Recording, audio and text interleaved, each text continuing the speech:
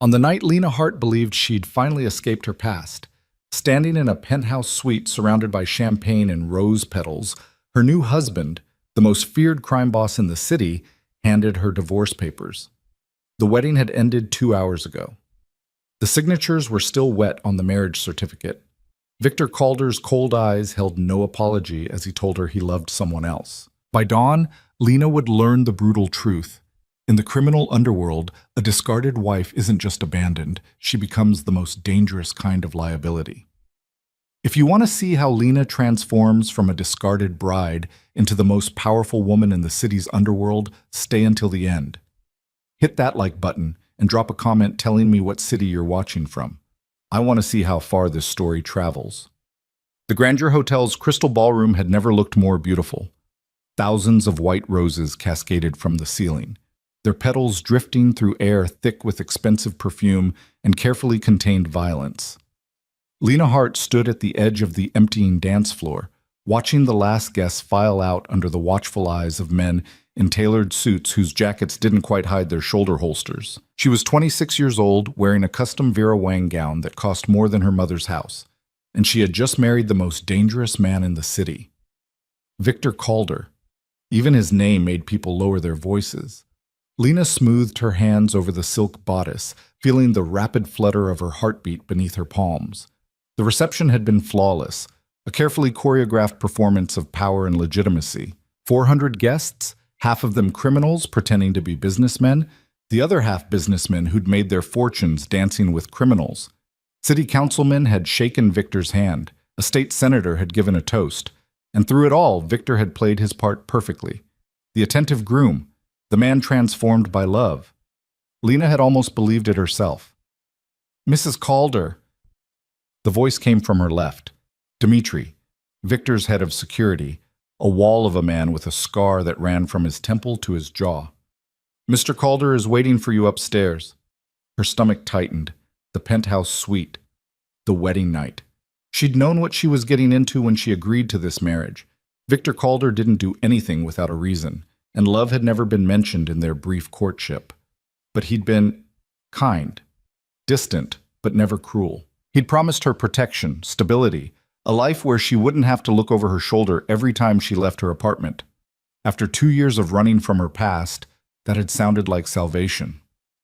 "Of course," Lena said, lifting her skirts with practiced grace. "Thank you, Dmitri." The elevator ride to the penthouse took 43 seconds. Lena counted each one, watching the numbers climb, trying to slow her breathing. The mirrors lining the elevator showed her reflection from every angle. A stranger in white lace, dark hair swept up in an elaborate style. Makeup applied by professionals who knew how to make a woman look like she belonged in this world. She looked like a bride. She looked like she fit. The illusion was almost perfect. The elevator doors opened directly into the penthouse suite. Lena stepped out into a space that looked like something from a fantasy. Floor-to-ceiling windows overlooking the city, rose petals scattered across marble floors, candles flickering on every surface. Champagne chilled in a silver bucket. The lights of the city spread out below like a blanket of stars. And standing at the window, silhouetted against the skyline, was Victor. He'd removed his jacket. His white shirt was crisp, perfectly tailored to his lean frame. He stood with his hands in his pockets, staring out at the city he controlled with the same detached efficiency he brought to everything. "Close the door," he said, without turning around. Lena did. The soft click echoed in the vast space. "It's beautiful," she said, moving further into the room. Her heels clicked against the marble. "The suite. Everything. Thank you."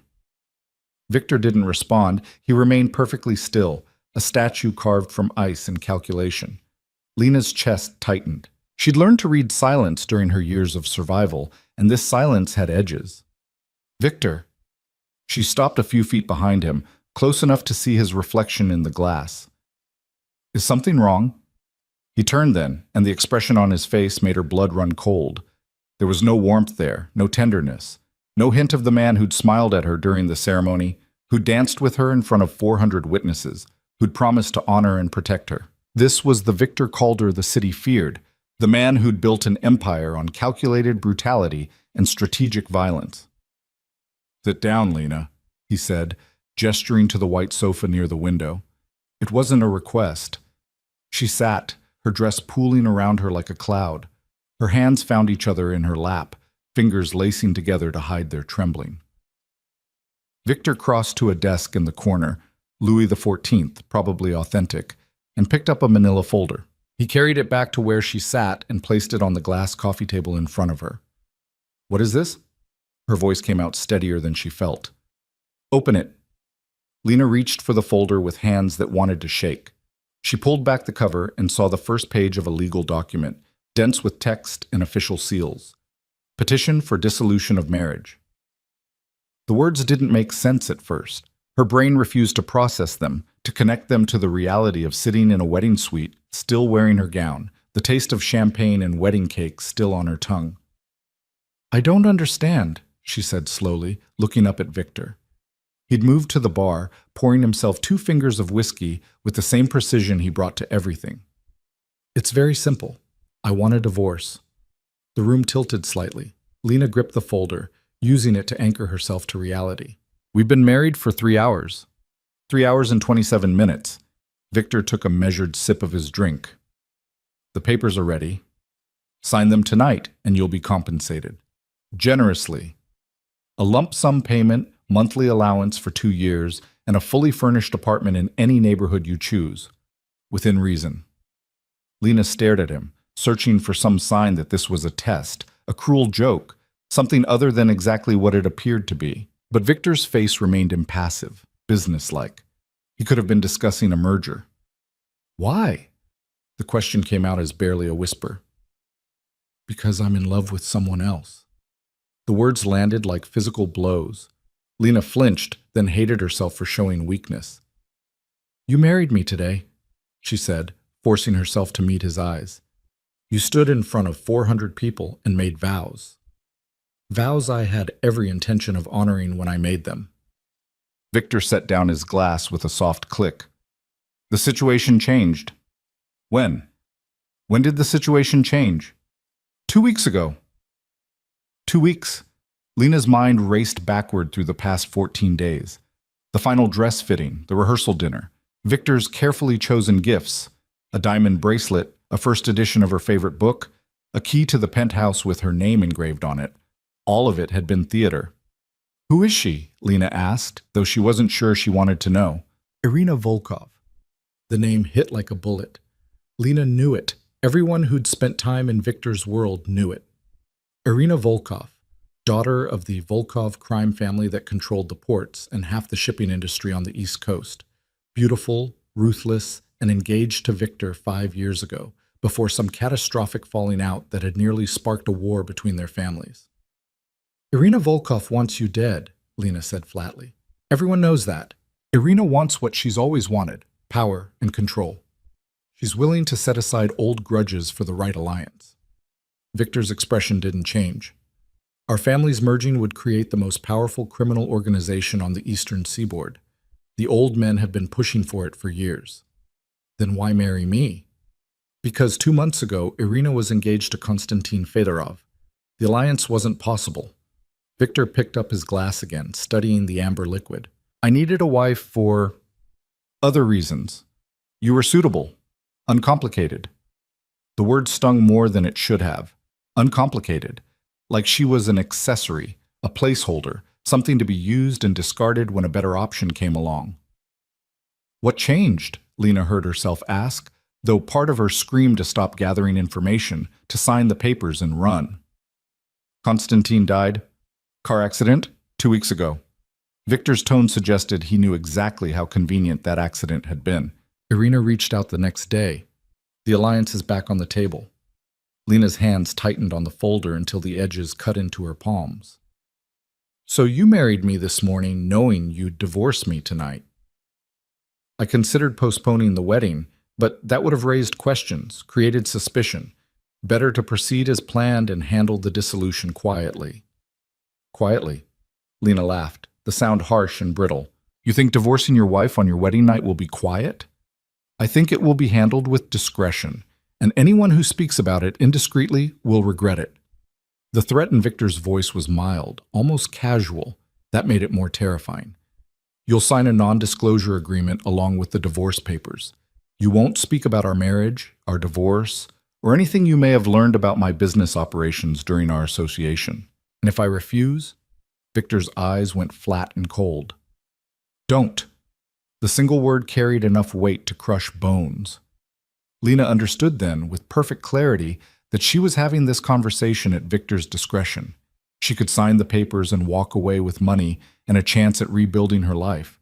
Or she could refuse and, what? Disappear? Have an accident like the conveniently deceased Constantine? She'd thought she understood the world she was marrying into. She'd thought she was prepared for the reality of being Victor Calder's wife. But sitting here in silken lace, surrounded by roses and champagne and the trappings of romance, Lena realized she'd understood nothing at all. "There's a pen in the folder," Victor said, returning to the window. "Sign the documents. Dmitri will witness them and arrange your transportation." Lena looked down at the papers, at the neat legal language that would dissolve her marriage before the sun rose. Her signature line waited at the bottom of each page, marked with small red X's. She thought about her mother, dead 3 years now, from the cancer that had eaten through their savings and left Lena with nothing but debt and desperation. She thought about the men who'd come looking for her when she couldn't pay, the jobs she'd lost, the apartment she'd fled in the middle of the night. She thought about Victor's offer 6 months ago, delivered through an intermediary. "Marry me, and you'll never have to run again." It had been a lie. All of it. "Where will I go?" she asked quietly. "I've arranged an apartment in Riverside. It's secure, anonymous. You'll live there for the next 2 years while the monthly payments continue. After that, you're free to relocate wherever you choose." Riverside. The neighborhood was 40 minutes outside the city, isolated and quiet. A place to hide unwanted things. "Am I allowed visitors?" Victor's pause was almost imperceptible. "It would be better if you kept a low profile, for your own safety." "My safety." Lena's laugh was hollow. "You're worried about my safety. A discarded wife is leverage, Lena. In this world, leverage gets used. The fewer people who know where you are, the better." Understanding crashed over her like a wave. This wasn't just about divorce. This was about erasure. Victor wasn't just ending their marriage. He was removing her from the board entirely, tucking her away where she couldn't be found, couldn't be questioned, couldn't become a liability. In Victor's world, she realized with growing horror, a discarded wife wasn't just abandoned. She became a target, a weak point, something that needed to be controlled. The apartment in Riverside wasn't protection. It was a cage. "What if I don't sign?" The question came out before Lena could stop it. Victor turned from the window, and for the first time that night, something like emotion flickered across his face. It might have been pity. "Then I'll make you sign," he said simply. "I've built my life on making people do things they don't want to do. Don't make this harder than it needs to be." Lena looked at him, really looked at him, and saw the truth she'd been too desperate to see before. Victor Calder was a man who viewed people as assets or obstacles. She'd been an asset when he needed a wife. Now she was an obstacle to a more profitable alliance. Nothing she said would change that. No plea, no logic, no appeal to the kindness he'd shown her during their courtship would matter because that kindness had never been real. It had been part of the performance, another tool in his arsenal. She reached for the pen. "Smart choice," Victor said, turning back to the city. Lena uncapped the pen, her hand steady now. Rage had a way of burning through fear, leaving something harder behind. She signed the first page, then the second, then the third. Each signature was neat, controlled, giving away nothing of the storm building in her chest. When she finished, she capped the pen and stood, leaving the folder on the table. Victor's back was still to her, his attention on the sprawling city below. "I have one question," Lena said. "What?" "Did you ever care about me at all? Even a little?" Victor's shoulders shifted, the only sign he'd heard. When he spoke, his voice was almost gentle. "I cared that you were useful. That's more than most people get." Lena nodded, though he couldn't see her. She smoothed her hands over her dress one last time, feeling the silk and lace that had cost a fortune and meant nothing. "Goodbye, Victor." She walked to the door, her heels clicking against marble, her head high.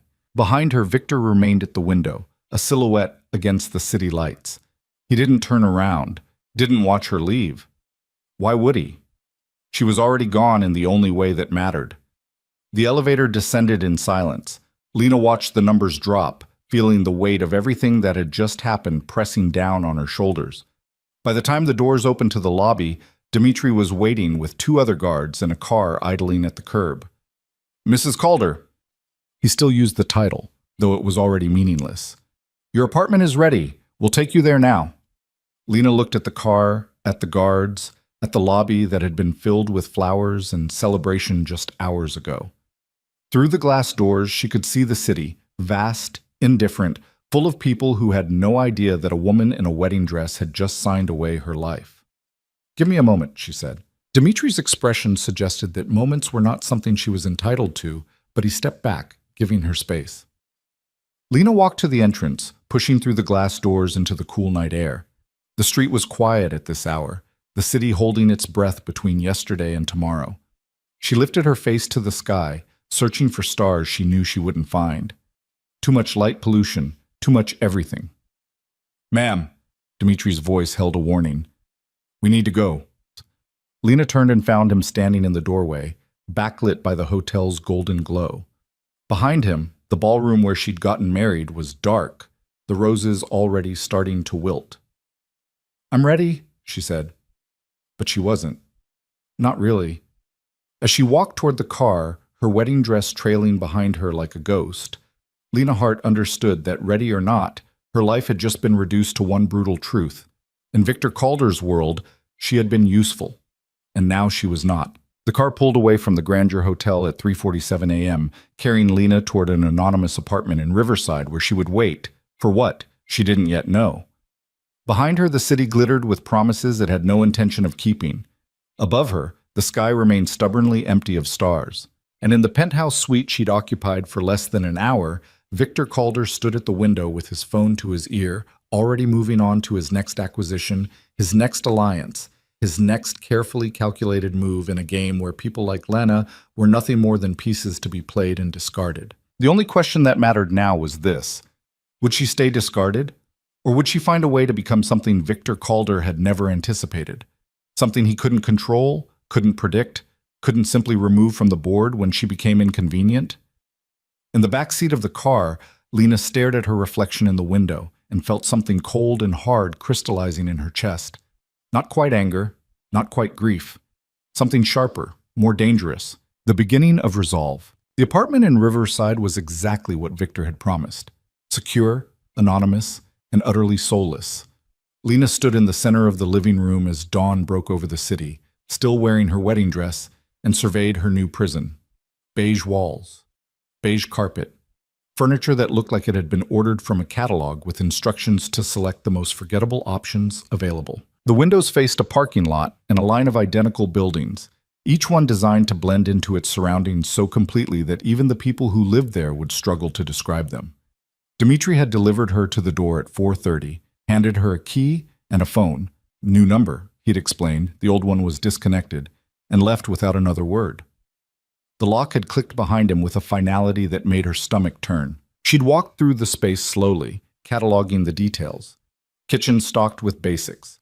Bedroom with a queen bed and empty closet, bathroom with fresh towels and generic toiletries.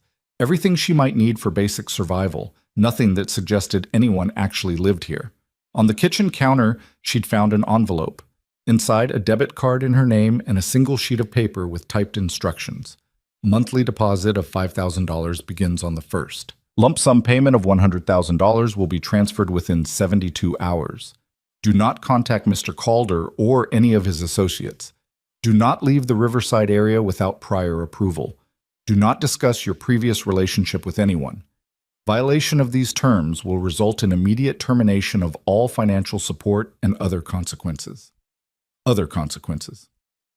Lena had read the words 3 times before folding the paper and placing it back in the envelope. The message was clear. She could have money and safety, or she could have freedom, not both. Now, as pale sunlight crept across the beige carpet, Lena reached behind her back and began working the buttons of her wedding dress. There were 47 of them, tiny pearls sewn into silk loops. It took her 20 minutes to undo them all with shaking fingers. When the dress finally pooled at her feet, she stepped out of it and left it there, a puddle of white lace and broken promises in the middle of the living room floor. She walked to the bathroom in her slip and stood under the shower until the water ran cold. The first 3 days passed in a haze. Lena slept in fragments, waking every few hours to the disorienting silence of the apartment. No traffic noise, no sirens, no sounds of neighbors living their lives through thin walls. Just oppressive, carefully maintained quiet. She ate because her body demanded it: toast, canned soup, instant coffee. She sat by the window and watched people come and go from the parking lot, normal people with normal lives who had no idea that the woman in 4B had been married and divorced on the same night. On the fourth day, the $100,000 appeared in her account. Lena stared at the number on her phone screen and felt nothing. On the fifth day, she started to notice the patterns. The black sedan that parked across the street every morning at 7 and left at 6. The same man, always in a dark suit, always with a phone to his ear. The woman who walked her dog past Lena's building 3 times a day, never quite looking up at the windows but somehow always aware. The maintenance worker who seemed to find reasons to be in the hallway outside her apartment more often than maintenance required. Victor's people, making sure she stayed where she was put. On the 6th day, Lena opened her laptop, the one thing Dmitri had brought from her old apartment along with 2 suitcases of clothes, and began to research. Irina Volkov's engagement to Victor Calder was announced in the society pages 7 days after Lena's wedding. The article was carefully worded, mentioning Victor's previous marriage only in passing as recently dissolved by mutual agreement. There were photos of Irina at various charity events, always immaculate, always surrounded by people who looked slightly afraid of her. Lena studied the woman's face, searching for whatever Victor saw there that had made her worth destroying a marriage over. Irina was beautiful in a sharp, calculated way, high cheekbones, ice blue eyes, a smile that never quite reached them. She wore her power like other women wore jewelry, prominently displayed and impossible to ignore. The Volkov family controlled shipping, imports, and a dozen legitimate businesses that served as fronts for less legitimate operations. Irina had taken over as head of the family 3 years ago when her father died. Heart attack, officially, though rumors suggested otherwise. Since then, she'd expanded their territory, eliminated rivals, and built a reputation for being more ruthless than any of the men she'd displaced.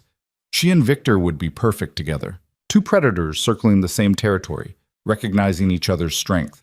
Lena slammed the laptop shut and walked to the kitchen, pouring herself a glass of water with hands that wanted to throw the glass against the wall instead. 3 weeks into her exile, Lena realized she was going to lose her mind if she didn't find something to do. The money Victor had given her was enough to live on, but sitting in the apartment day after day, watching the surveillance rotate shifts, was a different kind of death. She needed work, purpose. Something that made her more than a discarded wife hiding in beige anonymity. The problem was that Victor's instructions had been clear. Stay in Riverside, keep a low profile, don't ask questions. Getting a job would require leaving the apartment, interacting with people, creating a paper trail. But the instructions had also said she couldn't leave the Riverside area. They hadn't said she couldn't move around within it. Lena spent an afternoon walking the neighborhood, mapping exits and routes, studying the patterns of Victor's watchers. The black sedan followed at a distance. The dog walker appeared on schedule, but they were watching for her to leave, to run. They weren't watching for her to build a life. On her 4th walk, Lena found a small storefront 3 blocks from her apartment. The sign in the window read Riverside Community Foundation in faded letters. Through the glass, she could see rows of filing cabinets, a reception desk with an ancient computer, and a middle-aged woman sorting through stacks of papers with the air of someone fighting a losing battle. Lena had researched the foundation that morning. On paper, it was a nonprofit providing services to low-income families, food assistance, job training, emergency housing. In reality, based on the funding sources she'd traced through public records, it was almost certainly a front for money laundering. The donations came from businesses with known syndicate connections. The expenses were vague and poorly documented. The whole operation had the fingerprints of organized crime all over it, which made it exactly the kind of place where someone like Lena might go unnoticed. She pushed through the door, triggering a bell that sounded like it had been installed in 1987. The woman at the desk looked up, pushing reading glasses up into graying hair. "Can I help you?" "I'm looking for work," Lena said, keeping her voice level. "I saw your sign." "What sign?" "The one that says you're a community foundation. I assume community foundations need volunteers." The woman's expression shifted from distracted to suspicious. "We're not really set up for volunteers right now. Funding issues." "I don't need money." Lena stepped closer to the desk, careful to keep her body language open and non-threatening. "I need something to do. I'm good with organization, filing, data entry, whatever you need." "Why?" It was the right question. People didn't volunteer at failing nonprofits in forgotten neighborhoods without a reason. "I'm new to the area," Lena said, sticking as close to the truth as possible. "I don't know anyone. I figured helping out might be a good way to meet people. Stay busy." The woman studied her for a long moment, taking in Lena's carefully neutral clothes, jeans, plain sweater, nothing expensive, and the practiced ease with which she held herself. Whatever she saw seemed to satisfy her, because she sighed and gestured to the chaos surrounding them. "I'm Margaret. I run this place, such as it is. We're drowning in paperwork, and nobody knows where anything is. If you can organize files and use a computer, you'd actually be helping. When can I start?" "You're very eager for someone offering to work for free." Lena met Margaret's eyes steadily. "I'm very bored." Margaret laughed, sharp and surprised. "Fair enough. Come back tomorrow at 9. We'll see how long you last."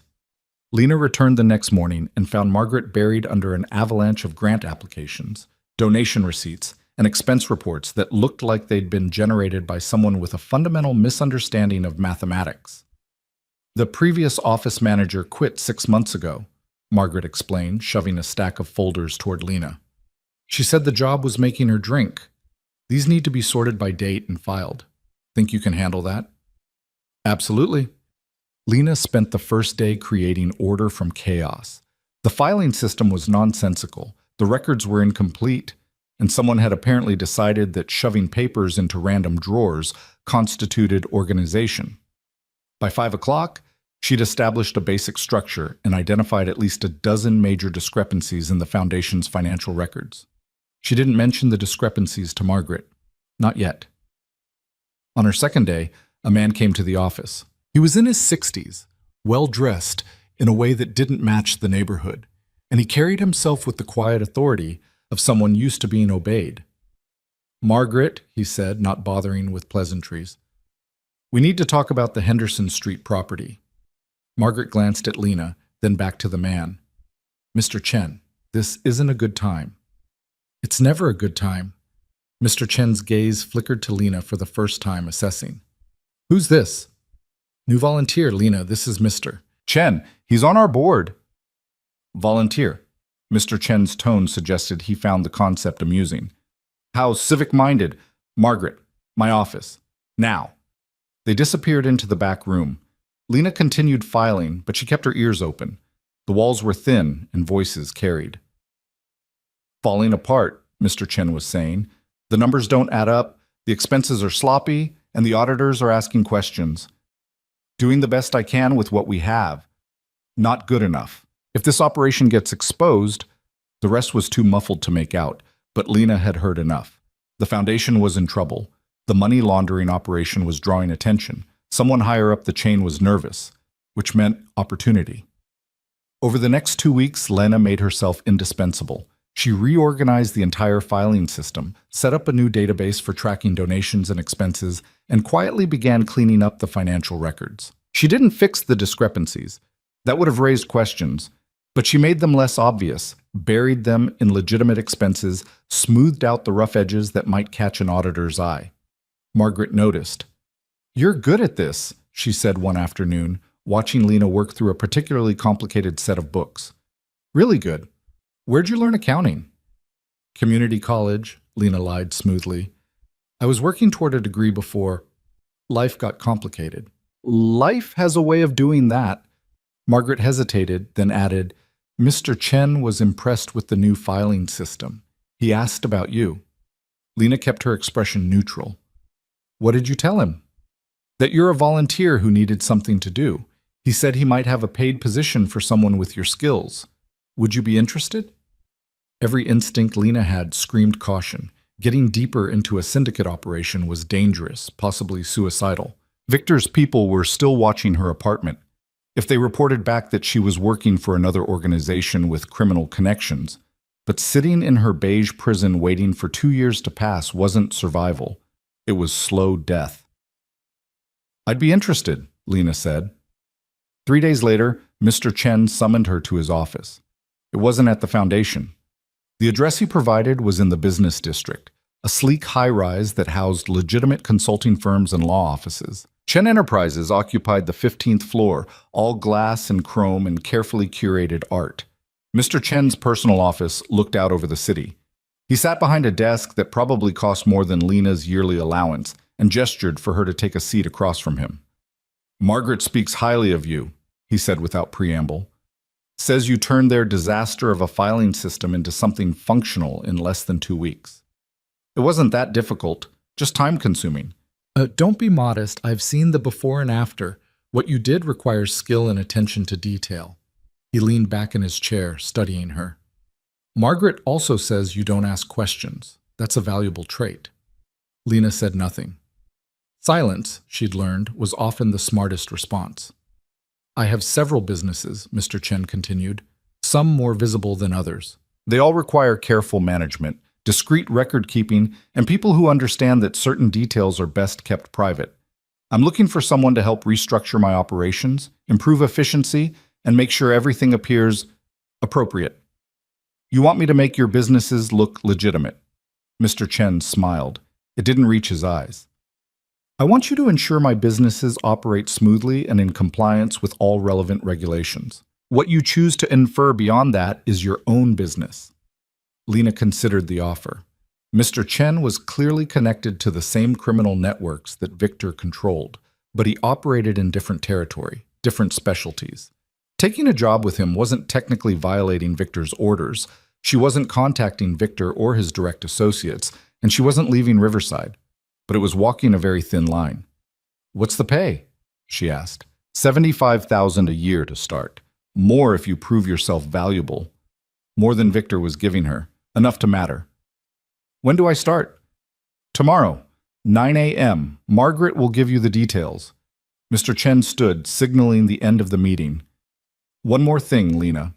The people I work with value loyalty and discretion above everything else. Betrayal has consequences. Understand? I understand. Good. I think we'll work well together. Lena started her new position the next morning. The work was exactly what she'd expected, taking messy financial records from various businesses and making them look clean, legitimate, defensible under scrutiny. Import companies that dealt in more than the declared goods. Restaurants that reported half their actual revenue. Construction firms that employed workers who didn't exist on paper and paid them with cash that came from nowhere official. It was all illegal, all dangerous. And Lena was brilliant at it. She'd spent years watching her mother navigate the edges of poverty, stretching every dollar, finding loopholes in assistance programs, making their meager resources go further through sheer force of will in creative accounting. She'd learned to see patterns, to understand systems, to find the spaces between rules where survival lived. Now she applied those skills to Mr. Chen's empire and watched his operations become smoother, cleaner, harder to catch. Mr. Chen noticed. Within a month, he'd given her access to more sensitive operations.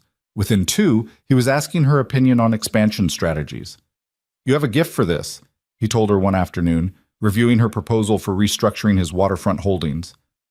Most people in this business think in terms of force and intimidation.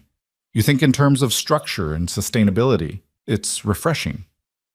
Force and intimidation have their place, Lena said carefully, but they're expensive, inefficient, drawing attention. Exactly. Mr. Chen set down the proposal and looked at her directly. Where did you come from, Lena? You show up in Riverside out of nowhere, no background I can verify, no connections anyone can trace, and within 2 months you're restructuring my entire operation. Who are you? Lena had prepared for this question. I'm someone who needed to disappear and start over. The details don't matter. What matters is that I'm good at what I do, and I don't have any loyalties that would conflict with working for you. It wasn't quite a lie. She didn't have loyalties anymore. Victor had made sure of that. Mr. Chen studied her for a long moment, then nodded. Fair enough. Everyone has a past. As long as yours doesn't become my problem, we're fine. It won't. But even as Lena said it, she knew it was a promise she might not be able to keep. 3 months after her wedding night, Lena sat in her apartment. Still beige, still soulless, but somehow less oppressive now that it wasn't her entire world, and reviewed the day's work on her laptop. She'd restructured 3 more of Mr. Chen's operations, identified inefficiencies that were costing him hundreds of thousands annually, and proposed solutions that would increase profit margins while reducing legal exposure. Her phone buzzed. A text from an unknown number. You've been busy. Lena's blood went cold. She stared at the message, trying to decide if responding was smart or suicidal. Before she could decide, another message appeared. Don't worry, I'm not one of Victor's people, but I am interested in what you're doing. We should talk. Tomorrow, 2 p.m., Riverside Park. Come alone. Lena's first instinct was to delete the messages and pretend they'd never arrived. Her second was to tell Mr. Chen he had a security leak. Her third, the one that won, was to show up at the meeting and find out who was watching her closely enough to know what she'd been doing. She arrived at Riverside Park 15 minutes early, scoping out exits and sightlines. The park was small, unremarkable, mostly empty on a Tuesday afternoon. A few mothers with strollers, an elderly man feeding pigeons, no one who looked like syndicate muscle. At exactly 2 p.m., a man sat down on the bench beside her. He was younger than she'd expected, mid-30s maybe, with dark hair and the kind of calm, controlled presence that suggested he was very good at violence, but rarely needed to use it. He wore an expensive suit like it was casual clothing and carried no visible weapons, which probably meant they were very well concealed. Lena Hart, he said, not looking at her. Or should I say, Lena Calder. Though I suppose that name didn't last long. Lena's jaw tightened. Who are you? Gideon Cross? I work for people who are very interested in Mr. Chen's recent improvements in operational efficiency. He finally turned to look at her, dark eyes assessing. They're also interested in how a woman who married Victor Calder 3 months ago ended up restructuring a rival organization's infrastructure. I'm divorced from Victor. Whatever he does isn't my concern. Is that what you tell yourself? Gideon's tone was mild, almost sympathetic. Here's what I know. Victor Calder married you for reasons that had nothing to do with affection, divorced you the same night for reasons that had everything to do with power, and tucked you away in Riverside where you were supposed to fade into obscurity. Instead, you walked into a syndicate front organization and started making yourself valuable. That takes either courage or desperation. I'm curious which. Both, Lena said flatly. What do you want? To offer you something better than what Mr. Chen can give you. I'm not interested in switching employers. I'm not offering you a job. I'm offering you a choice. Gideon leaned back on the bench, utterly relaxed despite discussing criminal enterprises in a public park. The people I represent control interests that make Mr. Chen look like a corner store operation. They're always looking for talent, especially talent with strategic thinking and no obvious loyalties. You've proven you have both. And if I'm not interested in being recruited, then you continue working for Mr. Chen, making him more efficient, until eventually Victor or the Volkovs notice that you're helping a rival organization and decide you're a liability worth removing. Your anonymity has maybe another 2 months before someone runs your picture through the right database. Lena's stomach dropped. You're bluffing. I'm being honest. Victor thinks he put you in a cage and forgot about you, but you're showing up in financial records, reorganizing operations, leaving footprints. Someone will notice. The question is whether you want to be prepared when they do. What makes you think your people can protect me better than Mr. Chen? Because my people don't just react to threats. We eliminate them before they materialize. Gideon pulled a card from his jacket and placed it on the bench between them. Think about it. When you're ready to discuss options, call that number. He stood and walked away, leaving Lena alone on the bench with a business card that had nothing on it but a phone number. She sat there for 20 minutes after he left, watching the mothers with their strollers and the old man with his pigeons, thinking about choices and cages and the difference between surviving and actually living. Then she picked up the card and put it in her pocket. That night, Lena stood at her apartment window and watched Victor's surveillance team change shifts. The black sedan pulled away right on schedule. The replacement arrived 3 minutes later. Predictable. Routine. Victor thought he'd contained her, controlled the variables, ensured she wouldn't become a problem. He had no idea that the problem had already begun. Lena pulled out her phone and looked at Gideon's card, at the number that represented another dangerous choice in a life that had become nothing but dangerous choices. She thought about her mother, who'd spent her last years trapped by circumstances she couldn't control, worn down by systems designed to keep people like her from ever climbing out. She thought about the promise she'd made at her mother's funeral, that she wouldn't end the same way, small and scared and defeated. She thought about Victor standing at that penthouse window, dismissing her with casual cruelty, reducing her entire existence to a transaction he'd found no longer profitable. And she thought about the woman she'd seen in the mirror that wedding night, lost and terrified and utterly powerless. That woman was gone. Lena dialed the number. Gideon answered on the second ring. That was faster than I expected. When can we talk? Lena asked. Tomorrow, same place.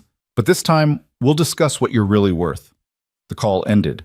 Lena set down the phone and turned back to the window. Watching the city spread out before her like a game board, she was just beginning to understand how to play. Victor had taught her an important lesson, even if he didn't know it. In this world, people were only as valuable as their usefulness. She just needed to make sure she became useful to someone who wouldn't throw her away when a better option came along. Or better yet, become so valuable that throwing her away would cost more than keeping her. The surveillance car sat in the parking lot, watching an empty apartment, reporting back that everything was normal. The discarded wife was staying where she belonged. They had no idea that normal had ended the moment Lena decided she was done being discarded. Gideon Cross didn't meet her at the park the next day. Instead, he sent a car, sleek, black, completely unremarkable, except for the driver who moved with military precision and didn't ask questions when Lena climbed into the back seat. They drove for 40 minutes, leaving Riverside behind and heading into the city proper. Lena watched Victor's surveillance team scramble to follow, saw them lose the tail in downtown traffic, and felt a small surge of satisfaction at their confusion. By the time the car pulled into an underground garage beneath a glass tower in the financial district, she'd counted at least 3 different counter-surveillance maneuvers. Whoever Gideon worked for took security seriously. The elevator required a keycard and biometric scan. It rose smoothly to the 42nd floor and opened directly into an office that made Mr. Chen's setup look like amateur hour. Floor-to-ceiling windows offered a view of the entire city. The furniture was modern, expensive, chosen by someone who understood that power didn't need to announce itself. Everything in the space whispered control. Gideon stood at the window, hands in his pockets, watching the city like he owned it. He turned when Lena stepped out of the elevator. "Welcome," he said. "Can I offer you something? Coffee? Water?" "Answers," Lena replied, starting with who you actually work for. Gideon's mouth curved in what might have been approval. "Direct. I appreciate that. Please, sit." Lena took one of the chairs facing the window, positioning herself so she could see both Gideon and the door. Old habits from dangerous times. "The organization I represent doesn't have a name you'd recognize," Gideon began, settling into the chair across from her. "We prefer it that way. What you need to know is that we coordinate interests across multiple territories, multiple specialties. Think of us as the structure that keeps smaller operations from destroying each other." "You're the council," Lena said quietly. "The ones who mediate disputes, set territory boundaries, maintain order." Gideon's expression didn't change, but something shifted in his eyes. "You've done your research." "I pay attention. Mr. Chen answers to someone. Victor answers to someone. All the families and organizations answer to someone, or the city would be a war zone." But Lena leaned back in her chair, projecting calm she didn't quite feel. "You're the someone." "We're part of the someone, yes. And we've been watching you since you walked into Margaret's office 3 months ago. You're either remarkably brave or remarkably foolish, and we needed to determine which." "What conclusion did you reach?" "That you're neither. You're desperate, which makes you dangerous in interesting ways." Gideon crossed one leg over the other, completely at ease. "Victor Calder married you, discarded you, and thought he'd neutralized any risk you represented. Instead, you landed in the middle of a syndicate operation and started making improvements that caught our attention. That suggests either suicide by stupidity or calculated risk. Given the precision of your work at the Foundation, I'm betting on the latter. Lena said nothing. Let him talk. Let him reveal what he wanted before she committed to anything. Mr. Chen's operations have been problematic for years, Gideon continued. Sloppy accounting, inefficient structure, constant exposure risk. We've considered replacing him, but he has connections, history, loyalty from people who matter. Then you show up and start fixing everything he's been too stubborn or incompetent to address himself. So you want me to keep working for Chen, make him useful to you? No. We want you to work for us directly. Chen is a single operation. We oversee dozens. What you did for him in 3 months, we need you to do across the entire network.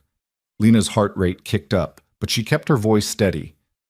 That's a significant promotion from filing paperwork in Riverside. You're capable of significantly more than filing paperwork. We both know that. Gideon pulled out a tablet and slid it across the glass table between them. These are some of our current operations. Take a look. Lena picked up the tablet and began scrolling through the files. Import businesses, shipping companies, real estate holdings, investment firms. Each one had financial records attached, and each one was a mess. Overcomplicated structures designed to hide illegal activity, but so poorly executed that they practically highlighted the crimes instead of concealing them. This is amateur work, she said after several minutes of review. Exactly. Most of these operations are run by people who understand violence and intimidation, but have no concept of sustainable business practices. They make money, but they're inefficient, exposed, constantly vulnerable to law enforcement or rival takeovers. You want me to clean this up, make it sustainable. We want you to rebuild it from the foundation, strip away the rot, establish proper structures, create systems that can survive scrutiny and expansion. Gideon leaned forward slightly. In short, we want you to do what you were clearly trained to do before your life fell apart. Lena looked up sharply. What do you know about my life before Victor? Enough. Columbia University, economics degree, top of your class, job offers from 3 investment banks and a consulting firm. Then your mother got sick, medical bills destroyed your finances, you dropped out to take care of her, and when she died, you were left with debt and no way to pay it. Victor's people found you working 2 jobs and barely surviving, saw someone intelligent and desperate, and made you an offer. Gideon's expression softened fractionally. You thought marriage would save you. Instead, it taught you that salvation isn't real, only leverage. The casual recitation of her history, facts she'd never told anyone, details that should have been buried, made Lena's skin crawl. You've been investigating me. We investigate everyone we consider recruiting. Your background is actually one of your strongest assets. You understand legitimate business structures, you have formal training, and you've survived circumstances that would have broken most people. That combination is valuable. And what makes you think I won't take your offer and immediately sell your information to the highest bidder? Gideon smiled. Because you're smarter than that. Betraying us would make you rich for approximately 48 hours before you disappeared. And because I think you understand something important. Right now, you're surviving. Working for us, you could actually build something. Power, security, a life that isn't defined by what Victor Calder decided to throw away. The words landed harder than Lena wanted to admit. 3 months of exile, of carefully rebuilding herself in the shadows, and she was still just surviving. Still just making it through each day without attracting the wrong attention. What exactly are you offering? She asked. Position as strategic operations consultant. You'd work directly with me, reporting to the council. Your job would be to assess operations, identify inefficiencies and vulnerabilities, propose restructuring plans, and oversee implementation. Starting salary is $200,000 annually, plus performance bonuses. We'd relocate you to a secure location of your choosing within the city, provide security, and ensure Victor and his associates understand that interfering with you would have consequences. $200,000, more money than Lena had ever imagined earning, more than her mother had made in 5 years of working herself to death. There's a catch, she said. There's always a catch. The catch is that once you're in, you're in. We don't offer retirement packages or exit strategies. You become part of the structure. and the structure protects itself. You'd have access to information that could destroy powerful people, which means those people need to trust that you won't use it against them. You're asking me to commit to a life of crime with no way out. I'm offering you a life of strategy and structure with the backing of people who can actually protect you. What you choose to call it is your business. Gideon stood and walked to the window, hands clasped behind his back. I know you're afraid. You should be. This isn't a small decision.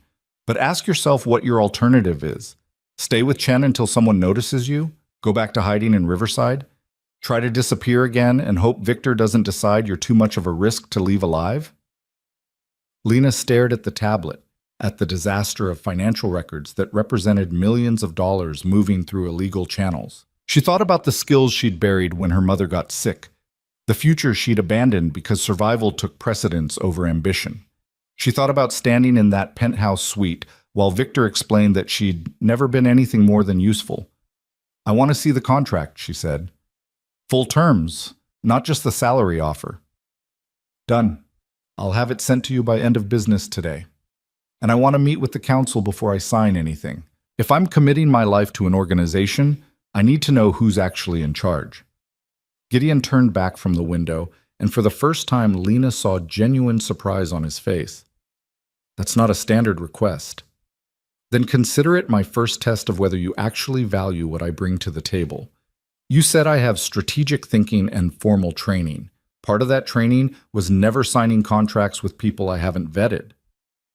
For a long moment, Gideon said nothing. Then he laughed, sharp and surprised.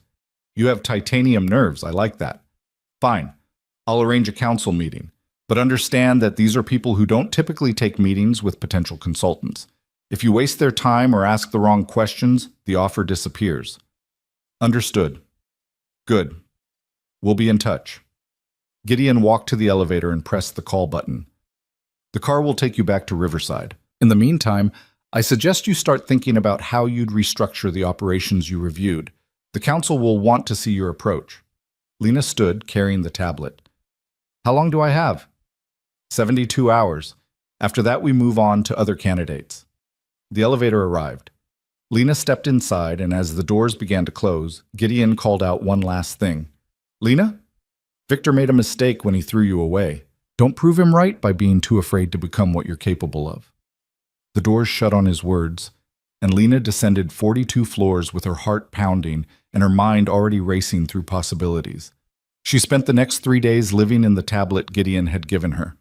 The files contained detailed financial records for 11 different operations spanning shipping, real estate, entertainment venues, and import businesses. Each one was a structural nightmare. Money moving through too many hands, records that didn't match deposits, expenses that couldn't be explained, and vulnerabilities so obvious that Lena couldn't believe law enforcement hadn't already shut them down.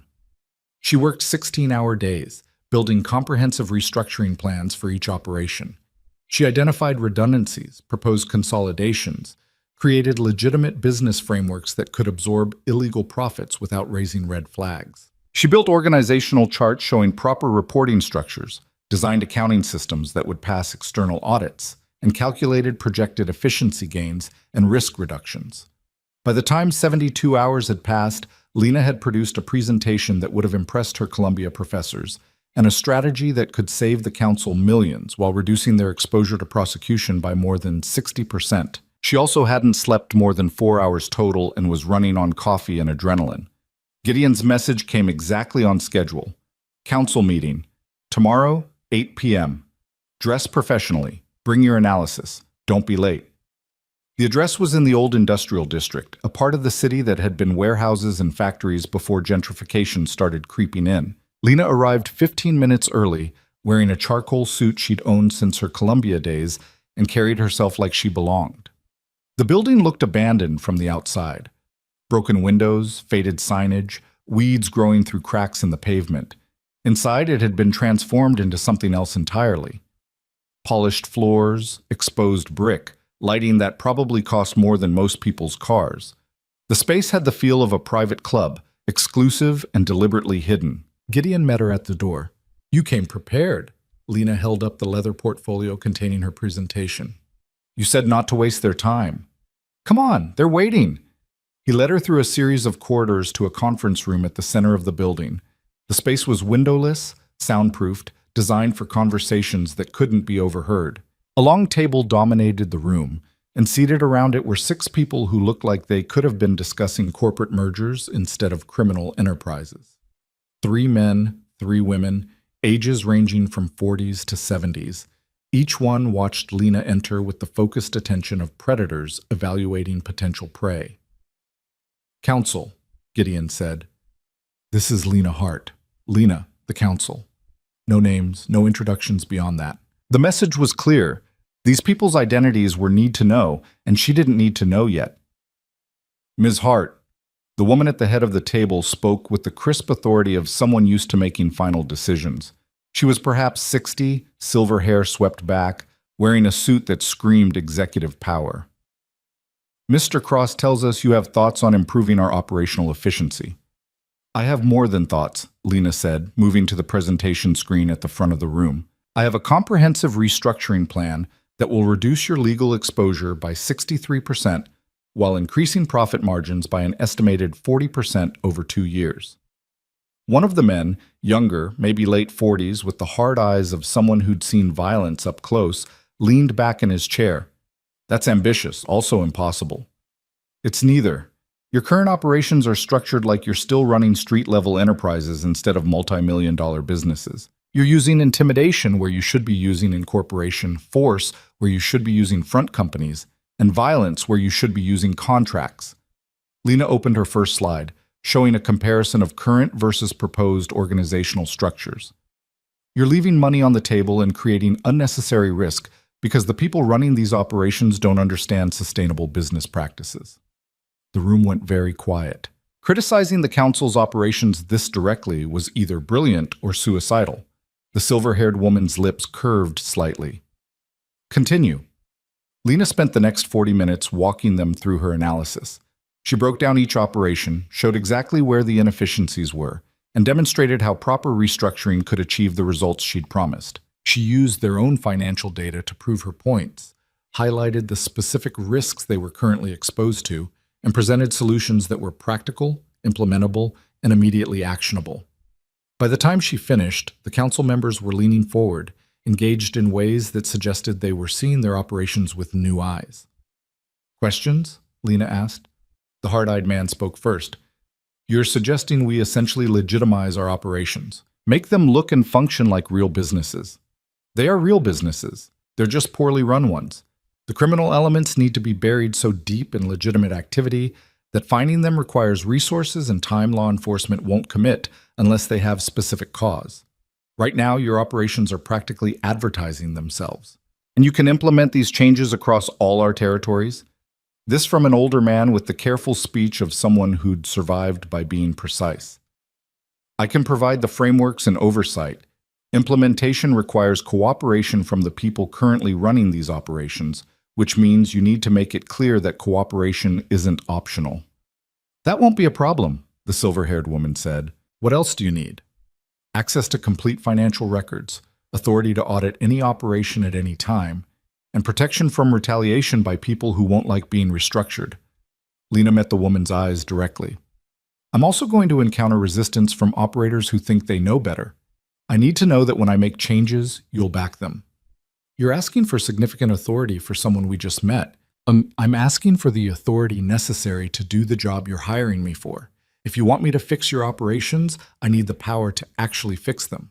Otherwise, I'm just an expensive consultant who writes reports nobody implements." The council members exchanged glances, having a conversation in looks and micro-expressions that Lena couldn't fully read. Finally, the silver-haired woman nodded. "You'll have what you need. But understand this, Ms. Hart. The authority we give you comes with expectations. Succeed, and you'll have more power and resources than you've probably imagined. Fail, and you become a liability we can't afford to keep." "I understand." "Do you? Because in your previous life, failure meant losing a job or a grade. Here, failure means disappearing. We need to know you can handle that pressure." Lena thought about the night Victor had handed her divorce papers, about 3 months of rebuilding herself from nothing, about every moment since her mother died when failure would have meant death or worse. "I've been handling pressure my entire life," she said quietly. "The difference now is that I'm not doing it alone and hoping to survive. I'm doing it with backing and resources, which means I can actually succeed." The silver-haired woman smiled. It was sharp, approving, dangerous. "Mr. Cross, prepare the contracts. Miss Hart, welcome to the organization. Your first assignment is the waterfront shipping operation. It's our biggest exposure risk and our most profitable venture. If you can fix that, you can fix anything." The meeting ended. The council members filed out one by one, some nodding to Lena, others ignoring her entirely. When the room was empty except for her and Gideon, Lena let out a breath she hadn't realized she was holding. "That went well," Gideon said. "They threaten to kill me if I fail. They threaten to kill everyone. It's standard practice. The fact that they're giving you the waterfront operation as a first assignment means they're taking you seriously." He gestured toward the door. "Come on, we have a lot of work to do." Over the next 6 weeks, Lena dismantled and rebuilt the waterfront shipping operation from the ground up. She fired corrupt supervisors, restructured the accounting systems, implemented proper inventory controls, and created legitimate business entities to absorb the illegal profits. She worked 18-hour days, fielded death threats from people who resented her authority, and learned to recognize the difference between legitimate resistance and deliberate sabotage. Gideon was with her through all of it, providing backup, running interference with the council, and occasionally reminding people that Lena had authority they needed to respect. He was calm, precise, and utterly ruthless when necessary. Watching him work taught Lena more about power dynamics than her entire Columbia education. "You're a natural at this," he told her one night as they reviewed progress reports in the office that had become her second home. "Most people in your position would have tried to win people over, make friends, build alliances. You just came in and started breaking things that needed to be broken." "Friendship and popularity don't fix systemic problems," Lena said, highlighting another inefficiency in the current shipping schedule. "Clear authority and consistent consequences do." "That's a very cold perspective." "I learned from the best. Victor taught me that people respect power, not kindness." She looked up from her screen. "I'm just applying the lesson." Gideon's expression shifted, something almost like concern crossing his face. "Victor also threw you away when you stopped being useful. Don't become him in the process of proving him wrong." The words hit harder than they should have. Lena looked back at her screen, not wanting to examine the implications. She was halfway through restructuring the waterfront operation when Victor finally noticed her. The message came through Dmitri, Victor's head of security, who showed up at her new apartment, a sleek loft in the downtown district with actual security and a view that didn't make her want to scream, looking uncomfortable. "Mr. Calder wants to see you," he said without preamble. Lena was working from home, spreadsheets covering her coffee table, 3 different phones monitoring operations across the city. She looked up at Dmitri and felt nothing but cold calculation. "Tell Mr. Calder, I'm busy." Dmitri's eyebrows rose. "Ma'am, that's not really an option." "It is now.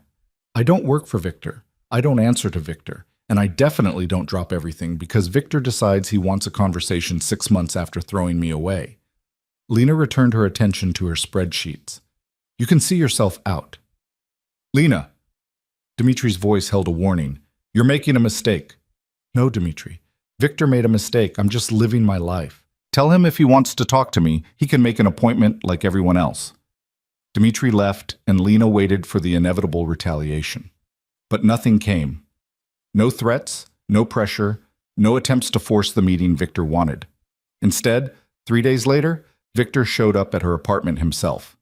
Lena was reviewing financial projections when her security system alerted her to someone at the door. The camera showed Victor, alone, wearing a suit that probably cost more than her monthly salary and looking uncomfortable in ways she'd never seen before.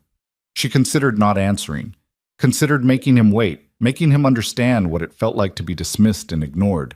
But curiosity won. She opened the door. Victor looked older than she remembered, tired around the eyes, tension in his shoulders that hadn't been there 6 months ago. He took in her apartment with a single sweeping glance. The upscale location, the expensive furnishings, the evidence of success scattered across every surface. You've done well for yourself, he said. What do you want, Victor? To talk. Can I come in? Lena stepped aside, letting him enter but not offering any of the courtesy she would have shown 6 months ago. Victor walked to the windows, staring out at the city the same way he had in that penthouse suite. I heard you're working for the council now, he said after a long silence. You heard correctly. That's dangerous, Lena. They're not forgiving when people disappoint them. Neither are you, apparently. She crossed her arms, maintaining distance. You didn't come here to warn me about danger. What do you really want?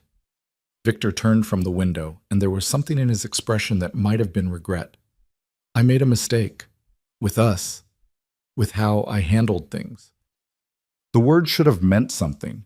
6 months ago, they would have meant everything. Now they just sounded empty. You made several mistakes, Lena said. Marrying me was one, divorcing me was another, but the biggest mistake was thinking I'd stay disappeared just because you decided I should. I was trying to protect you. You were trying to protect yourself. I was leverage you couldn't afford to have used against you, so you removed me from the board. Don't rewrite history to make yourself feel better about it. Victor flinched, actually flinched. Fair enough. But Lena, working for the council puts you in the middle of conflicts you don't understand. The Volkovs, the families, the territory disputes. It's more dangerous than you know. I understand perfectly well. I've been studying the structure for 6 months. I probably know more about how the city's criminal networks operate than you do at this point. Lena moved closer, letting him see the steel in her eyes. I'm not the scared woman you threw away, Victor. I'm not going to break because things get dangerous. Dangerous is where I thrive now. Then you've become exactly what this world makes people. Hard, cold, ruthless. I've become effective. There's a difference. Lena held his gaze. You want to know what I learned from you? That caring about people, trusting them, believing their promises, all of that just makes you vulnerable. Power is the only thing that matters. Control is the only thing that keeps you safe. You taught me that on our wedding night. I never wanted you to become this. You didn't want me to become anything. You wanted me to disappear. Lena walked to the door and opened it. We're done here. Don't come back unless you have actual business to discuss, and even then, go through proper channels. Victor stared at her for a long moment, and Lena saw the exact instant he realized he'd lost something he'd thought he'd successfully thrown away. Not her affection, he'd never wanted that, but her deference, her willingness to be shaped and controlled, her role as someone he could dismiss when convenient. Goodbye, Lena, he said quietly.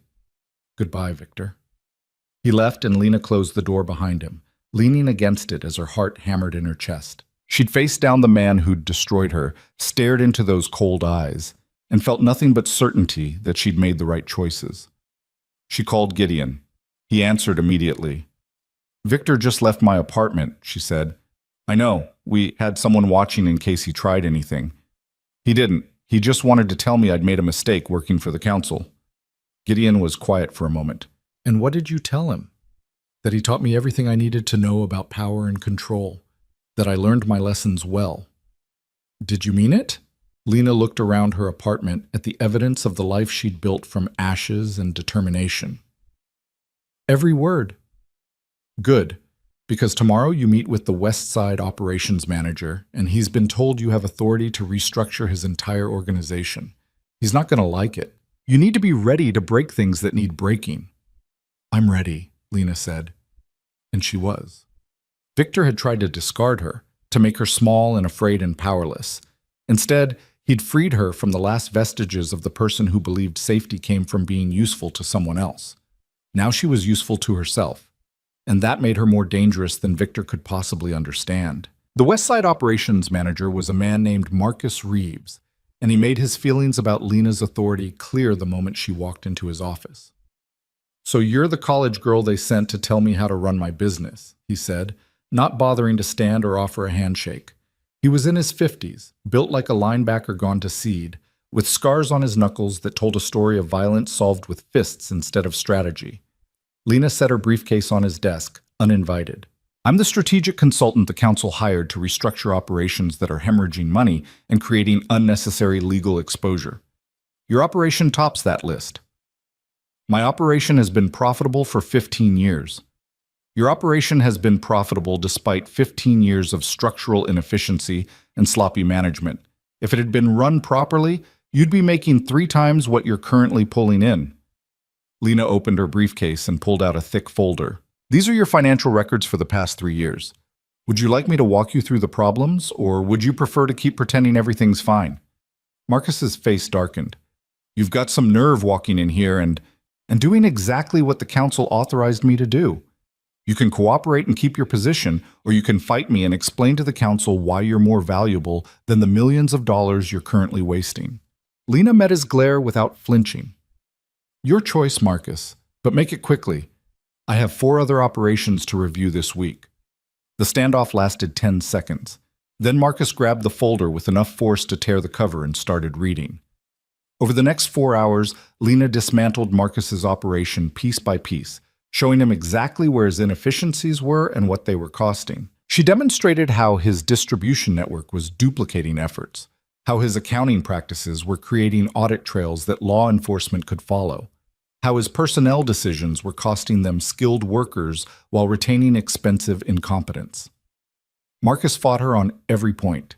He had excuses for every problem, justifications for every inefficiency, reasons why things had to be done his way. But Lena had numbers, data, and evidence that cut through his bluster like a blade. By the end of the meeting, Marcus's resistance had shifted from outright hostility to grudging respect. Fine, he said, throwing down the last report. You've made your point. The operation needs work, but I've been running this territory for 15 years. I know the people, the streets, the players. You come in here with your spreadsheets and your Columbia degree. You think you understand how things work, but you don't know this world like I do. You're right, Lena said, surprising him. I don't know this world the way you do, but I know structure, sustainability, and risk management. You keep the relationships and the street knowledge. I provide the framework that makes those assets worth more. We work together, or we both fail. Which is it going to be? Marcus studied her for a long moment, then extended his hand. Together. But if your fancy restructuring destroys what I've built, we're going to have problems. If my restructuring destroys what you've built, it wasn't worth saving in the first place. Lena shook his hand firmly. I'll have the preliminary plan to you by end of week. We start implementation in 2 weeks. She left Marcus's office feeling the exhaustion of 4 hours of combat disguised as business consultation. But she'd won. Another operation brought into line. Another piece of the council's empire made more efficient and less vulnerable. Gideon was waiting in the car outside. How did it go? He wanted to throw me out a window for the first hour. By hour 4, we had a working agreement. Lena collapsed into the seat, rubbing her temples. Is it always going to be this hard? Until people learn that fighting you is more expensive than cooperating with you, yes. Gideon pulled the car into traffic. But you handled Marcus better than most consultants would have. You didn't try to make him like you. You just made him understand the math. The math doesn't care about feelings. No, but people do. And you're developing a reputation as someone who doesn't. Gideon glanced at her. The council appreciates results, but they also value the ability to build alliances. You might want to consider being slightly less abrasive. Victor was abrasive. It worked for him. Victor was abrasive and feared. You're not feared yet. You're just the woman the council hired to fix things. That's different. Gideon turned onto the highway. I'm not saying compromise your standards. I'm saying learn to make people think cooperation was their idea. Lena considered his words as the city blurred past the window. Gideon was right. She'd been approaching every interaction like a battle to be won rather than a relationship to be managed. It was effective in the short term, but it was also isolating her, making her the enemy instead of the solution. I'll work on it, she said finally. Good, because tomorrow you're meeting with representatives from the Northside families, and if you walk in there with the same energy you brought to Marcus's office, you'll start a war. The Northside families controlled territory that bordered Victor's operations, and their relationship with the council was complicated by decades of shifting alliances and old grudges. The meeting was supposed to be exploratory, discussing potential restructuring of their entertainment venues and protection services. But Lena had studied the financial records, and she knew the real issue. Someone was skimming profits, and the families were blaming each other instead of finding the actual thief. The meeting took place in a restaurant that closed for private events, which meant closed for council business. Lena arrived with Gideon and found herself facing 6 family representatives, all men, all radiating the kind of barely contained violence that came from generations of settling disputes with bloodshed. "Gentlemen," Lena began, taking her seat at the head of the table, "thank you for meeting with me. I've reviewed your operations, and I have some concerns I'd like to address." "We know why you're here," said the eldest of the group, a silver-haired man named Vincent Cardelli.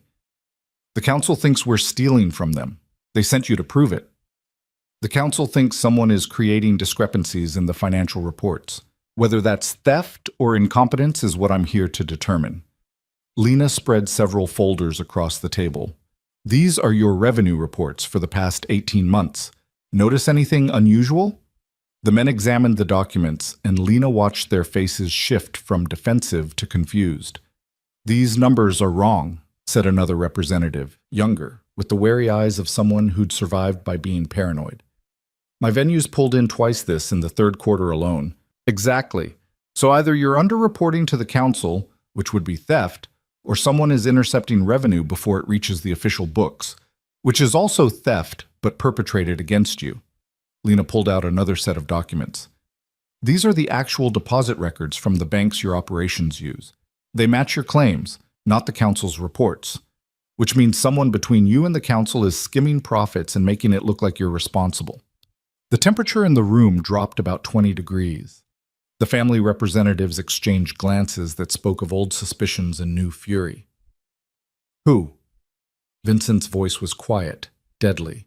"I'm still tracking the money trail, but I have 3 suspects, all middle management, all with access to financial systems, all living beyond their reported means." Lena distributed photos and profiles. "Give me 2 weeks and I'll have proof. Then you can decide how to handle it." "We'll handle it our way," Vincent said, studying the photos with the focus of a man planning violence. "I assumed you would.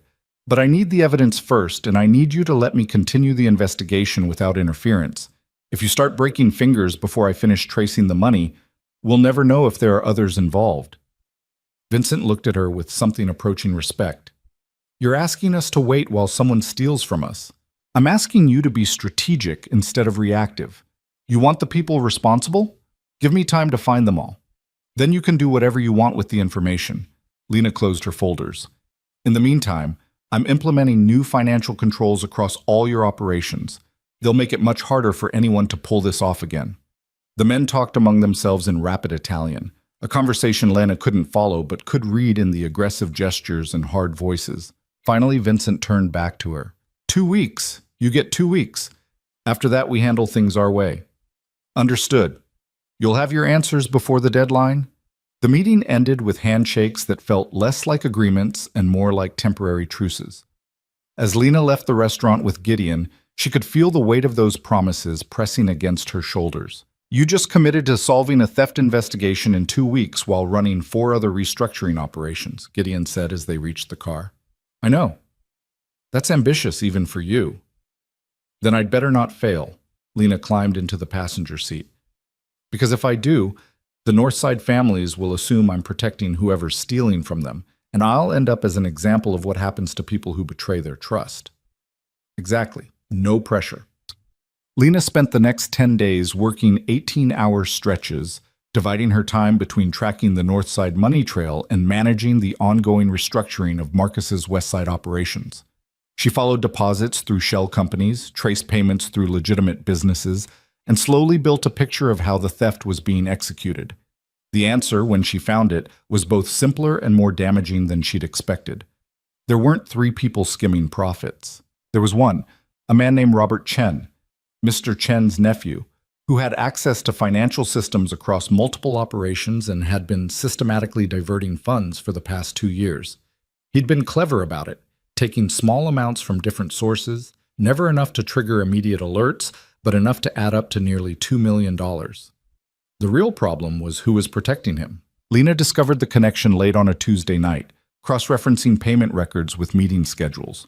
Robert Chen had been making regular payments to an offshore account that traced back to a consulting firm that was wholly owned by Irina Volkov. Victor's new fiancée was receiving stolen money from council operations. Lena sat in her apartment staring at the proof, understanding immediately what it meant. This wasn't just theft.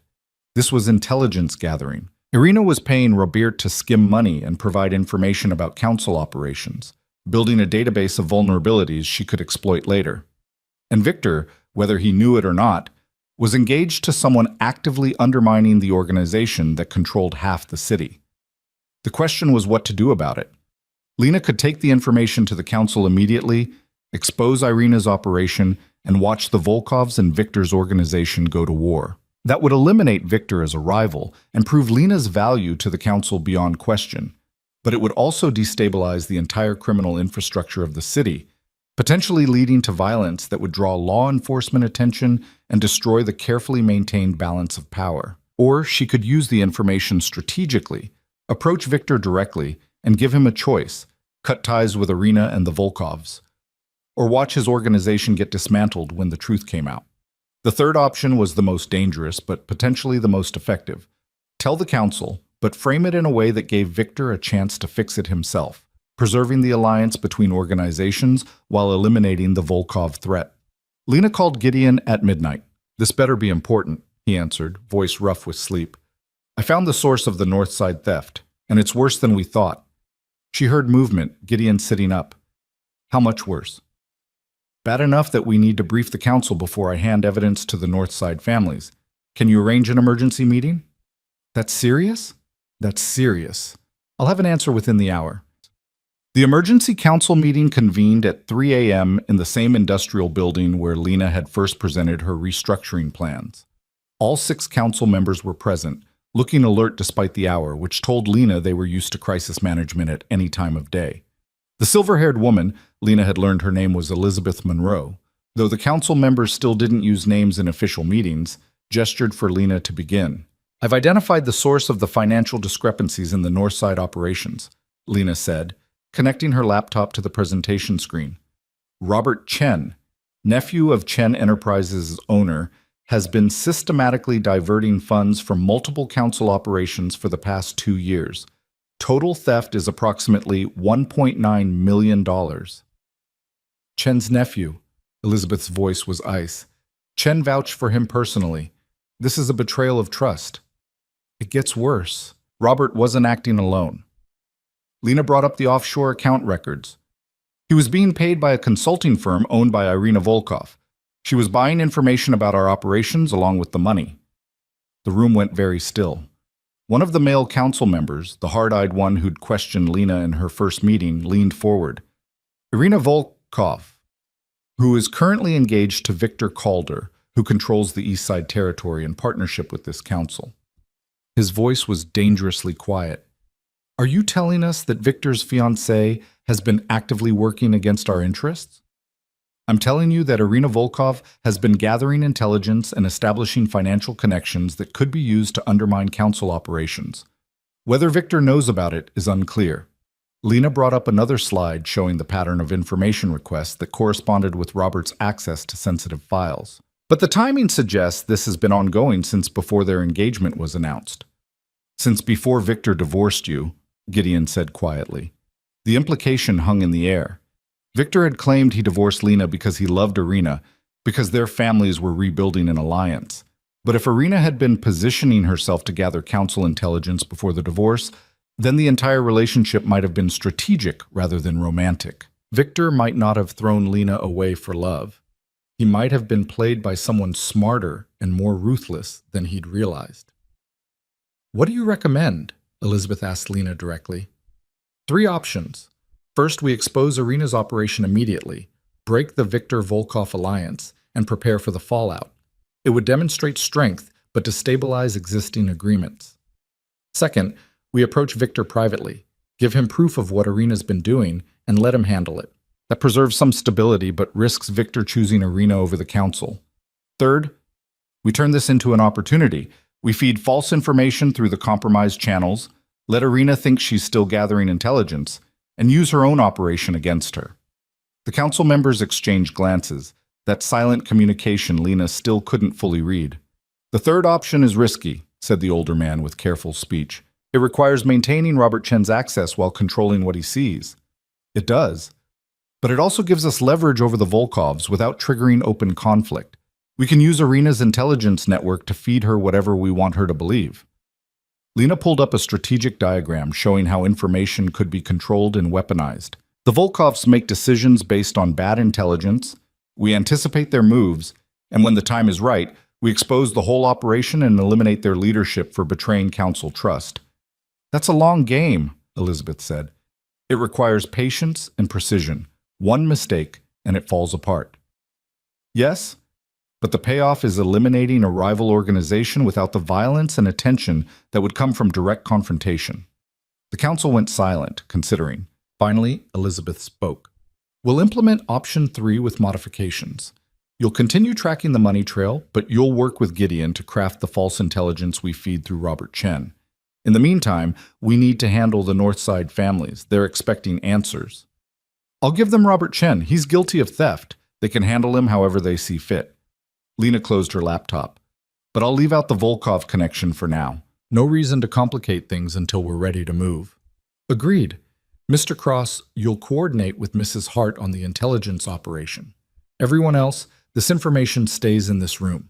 If word gets out before we're ready, whoever leaked it will answer to me personally. Elizabeth stood, signaling the end of the meeting. Ms. Hart, good work. You've identified a threat and provided actionable solutions. That's exactly what we hired you for. The praise should have felt good. Instead, Lena felt the weight of what she'd just set in motion, a long-term manipulation that would require absolute precision and could end with her dead if anything went wrong. She delivered Robert Chen to the Northside families the next day. She didn't ask what they did with him, and they didn't volunteer the information.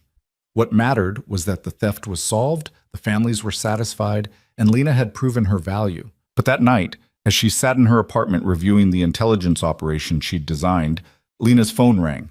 The caller ID showed a number she didn't recognize. Hello? Lena, it's Victor. Her stomach dropped. How did you get this number?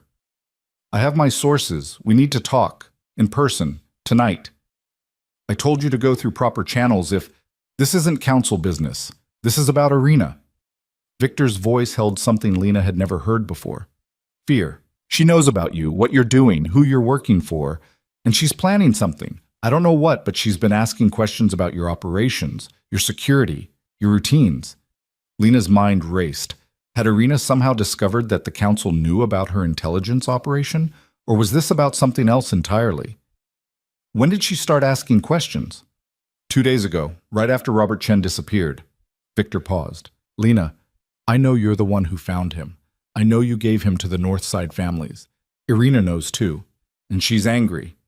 So Irina had connected Robert's disappearance to Lena's investigation, which meant she knew someone had discovered the theft, probably suspected the Volkov connection had been uncovered, and was trying to determine what the council knew. Where do you want to meet? Lena asked. Riverside Park, where we first met before all of this. Victor's voice softened slightly. 1 hour. Please, Lena, I think she's going to try to kill you. The line went dead. Lena sat perfectly still for 10 seconds, then called Gideon. Victor just warned me that Irina's planning something. He wants to meet in an hour. It's a trap, Gideon said immediately. Probably. But if Victor's telling the truth, we need to know what Irina's planning. This could accelerate our timeline. Lena stood, already moving toward her closet, where she kept the weapon the council had issued her 3 weeks ago. I'm going to the meeting. Not alone, you're not. I'll have a team in position before you arrive. If this goes wrong, we extract you. And if it doesn't go wrong, then we find out just how much Victor actually knows about his fiancée's operation and whether he's willing to betray her to protect himself. Lena arrived at Riverside Park with 20 minutes to spare, giving Gideon's team time to position themselves in the surrounding area. The park was empty at this hour, just shadows and streetlights and the distant sound of traffic. She chose a bench with clear sight lines, her hand resting near the weapon concealed under her jacket. Victor appeared exactly on time, walking alone, hands visible, moving with the careful precision of someone who knew they were being watched. He sat down beside her, maintaining distance. Thank you for coming, he said quietly. You said Irina's planning to kill me. I'd like details. She's been meeting with someone. I don't know who, but they've been discussing your routines, your security protocols, your vulnerabilities. She thinks you're a threat to her plans. Victor turned to look at Lena directly. She also thinks you're investigating something connected to the Volkovs. Is she right? Lena measured her response carefully. What I'm investigating is council business. Why do you care? Because despite everything that happened between us, I don't want you dead. And because I think Irina has been using me, and I'm trying to figure out if I'm paranoid or if I've been played from the start. There it was. The crack in Victor's armor, the moment of doubt that Lena could exploit. You weren't paranoid, she said quietly. Irina has been gathering intelligence on council operations for at least 2 years. She was using intermediaries to skim money and collect information. When I discovered the operation and shut it down, I became a threat to whatever she's planning. Victor's face went pale in the streetlight. How long have you known? Long enough to brief the council, long enough to start building a case against her entire organization. And you didn't tell me. Why would I? You made it very clear on our wedding night that I wasn't your concern anymore. Lena kept her voice even, factual. But I'll tell you now because you came to warn me, and because I think you're starting to understand what Irina really is. What is she? A strategist who saw an opportunity in your desire for a powerful alliance. She manipulated your emotions, positioned herself as the solution to your political problems, and used your resources and connections to gather intelligence she could leverage later. Lena watched Victor process this, saw the realization settling over his features. She never loved you, Victor. She was playing a longer game than you were. Victor stood abruptly, walking a few steps away, hands clenched into fists. I divorced you for her. I threw away... He stopped, unable to finish. You threw away someone who might have actually been loyal to you for someone who saw you as a useful asset. Yes. Lena stood as well, but didn't move closer. Now the question is what you're going to do about it. What can I do? If I break the engagement, the Volkovs will see it as an insult. If I stay with her, I'm partnered with someone actively working against my interests. Victor turned back to her, and in his eyes, Lena saw something she'd never expected to see from him. Helplessness. I'm trapped. Then get untrapped. You're Victor Calder. You didn't build your organization by accepting situations you didn't like. You changed them. How? Lena considered her options.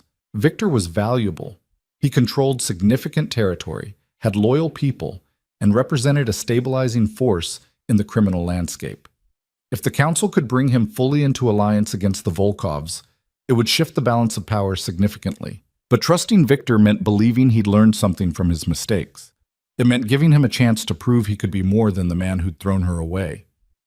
The council is running an operation against Irina, Lena said carefully. We're feeding false intelligence through her compromised channels, setting her up for a fall.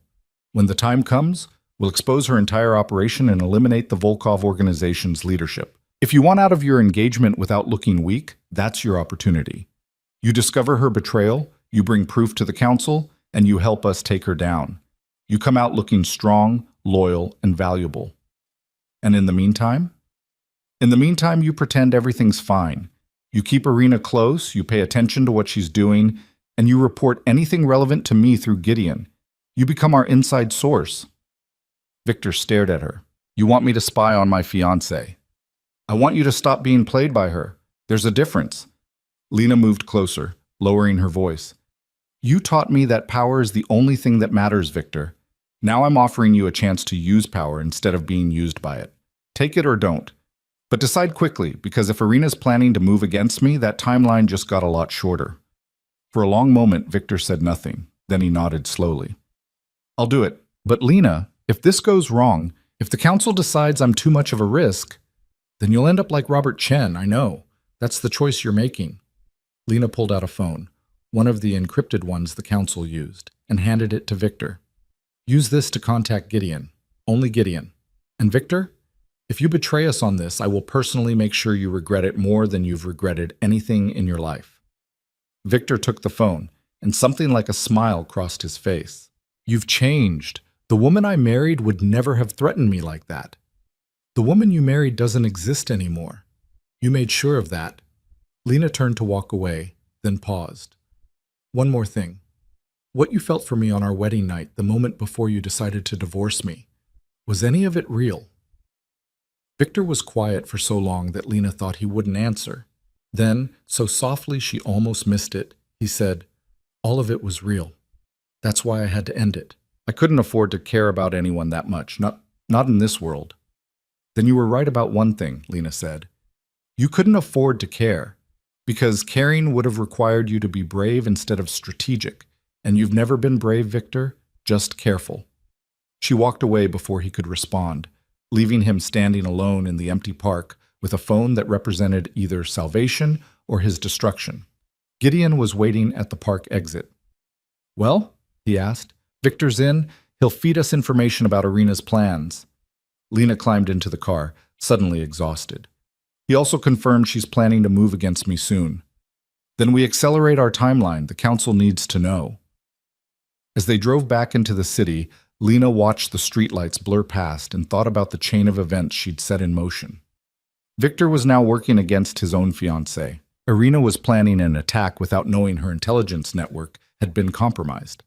The council was preparing to eliminate an entire criminal organization, and Lena, the woman who'd been thrown away on her wedding night, was at the center of all of it.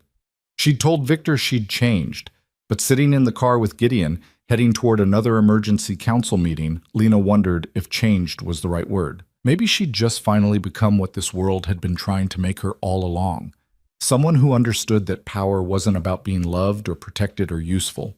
Power was about being willing to break things that needed breaking, including yourself, and rebuilding something stronger from the pieces.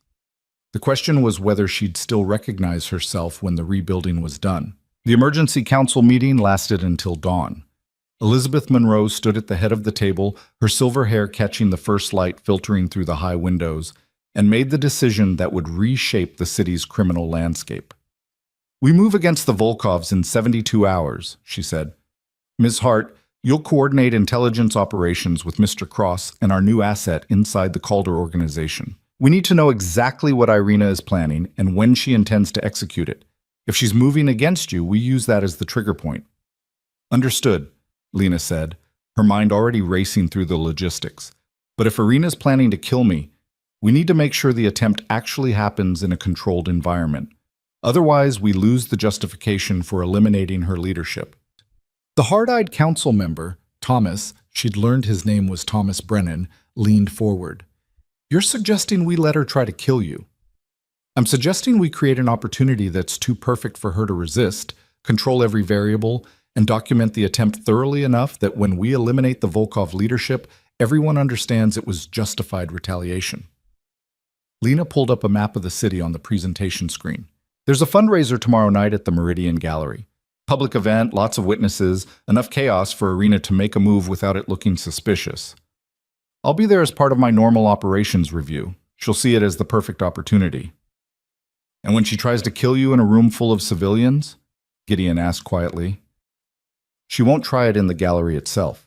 Too many variables she can't control. She'll make the attempt during arrival or departure somewhere semi-public but with enough isolation for plausible deniability." Lena traced routes on the map. "If we position our people correctly, we can intercept the attack, document everything, and have proof of Volkov aggression against council interests." Elizabeth studied the map, then looked at Lena with something approaching concern. "You're making yourself bait." "I'm creating an opportunity with acceptable risk. There's a difference." "Is there? Because from where I'm sitting, you're gambling that we can protect you while Irina's people try to kill you. That's not strategy. That's suicide with extra steps." Lena met Elizabeth's gaze steadily. "6 months ago, Victor threw me away because I was a liability he couldn't afford. I've spent every day since then proving I'm more than that.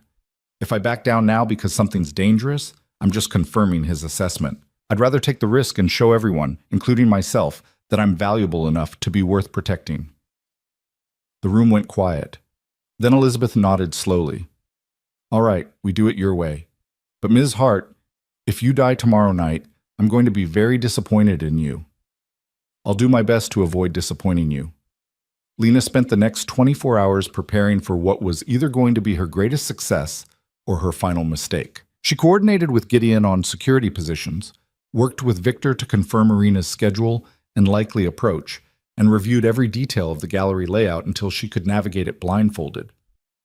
Victor's intelligence proved valuable. He reported that Irina had been meeting with a team of contractors, professionals who specialized in making deaths look accidental. She'd been asking about Lena's routines, her security protocols, her vulnerabilities, and she'd shown particular interest in the Meridian Gallery fundraiser, noting that Lena would be attending and likely arriving alone. "She's planning to hit you during arrival," Victor told Gideon over the encrypted phone. "Probably in the parking structure. Multiple shooters, quick extraction, designed to look like a robbery gone wrong." "How many shooters?" Gideon asked. "At least 3. Maybe more. She's not taking chances." Lena, listening on speaker, felt a cold calculation settle over her. 3 shooters meant Irina was serious, committed to eliminating the threat Lena represented. It also meant the attack would be obvious, violent, and impossible to dismiss as anything other than assassination. Perfect. The night of the fundraiser, Lena dressed carefully.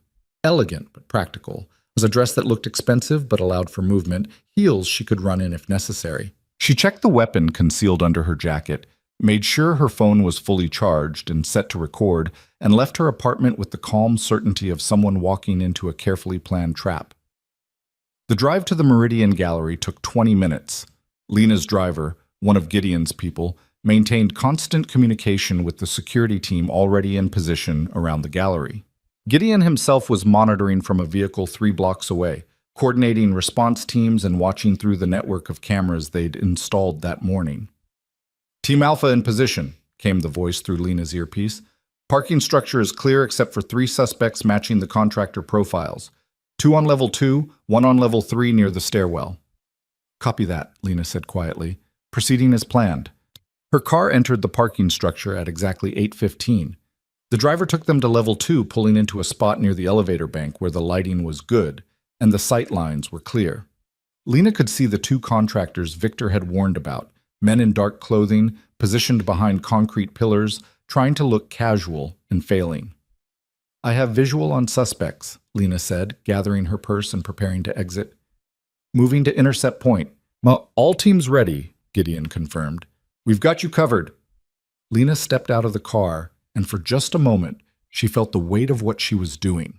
She was walking toward people who intended to kill her, trusting that the council's security would react fast enough to prevent it.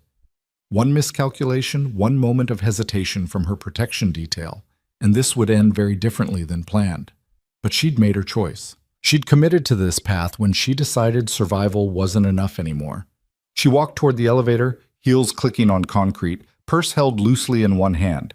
The contractor shifted position, subtle movements that told her they were preparing to act.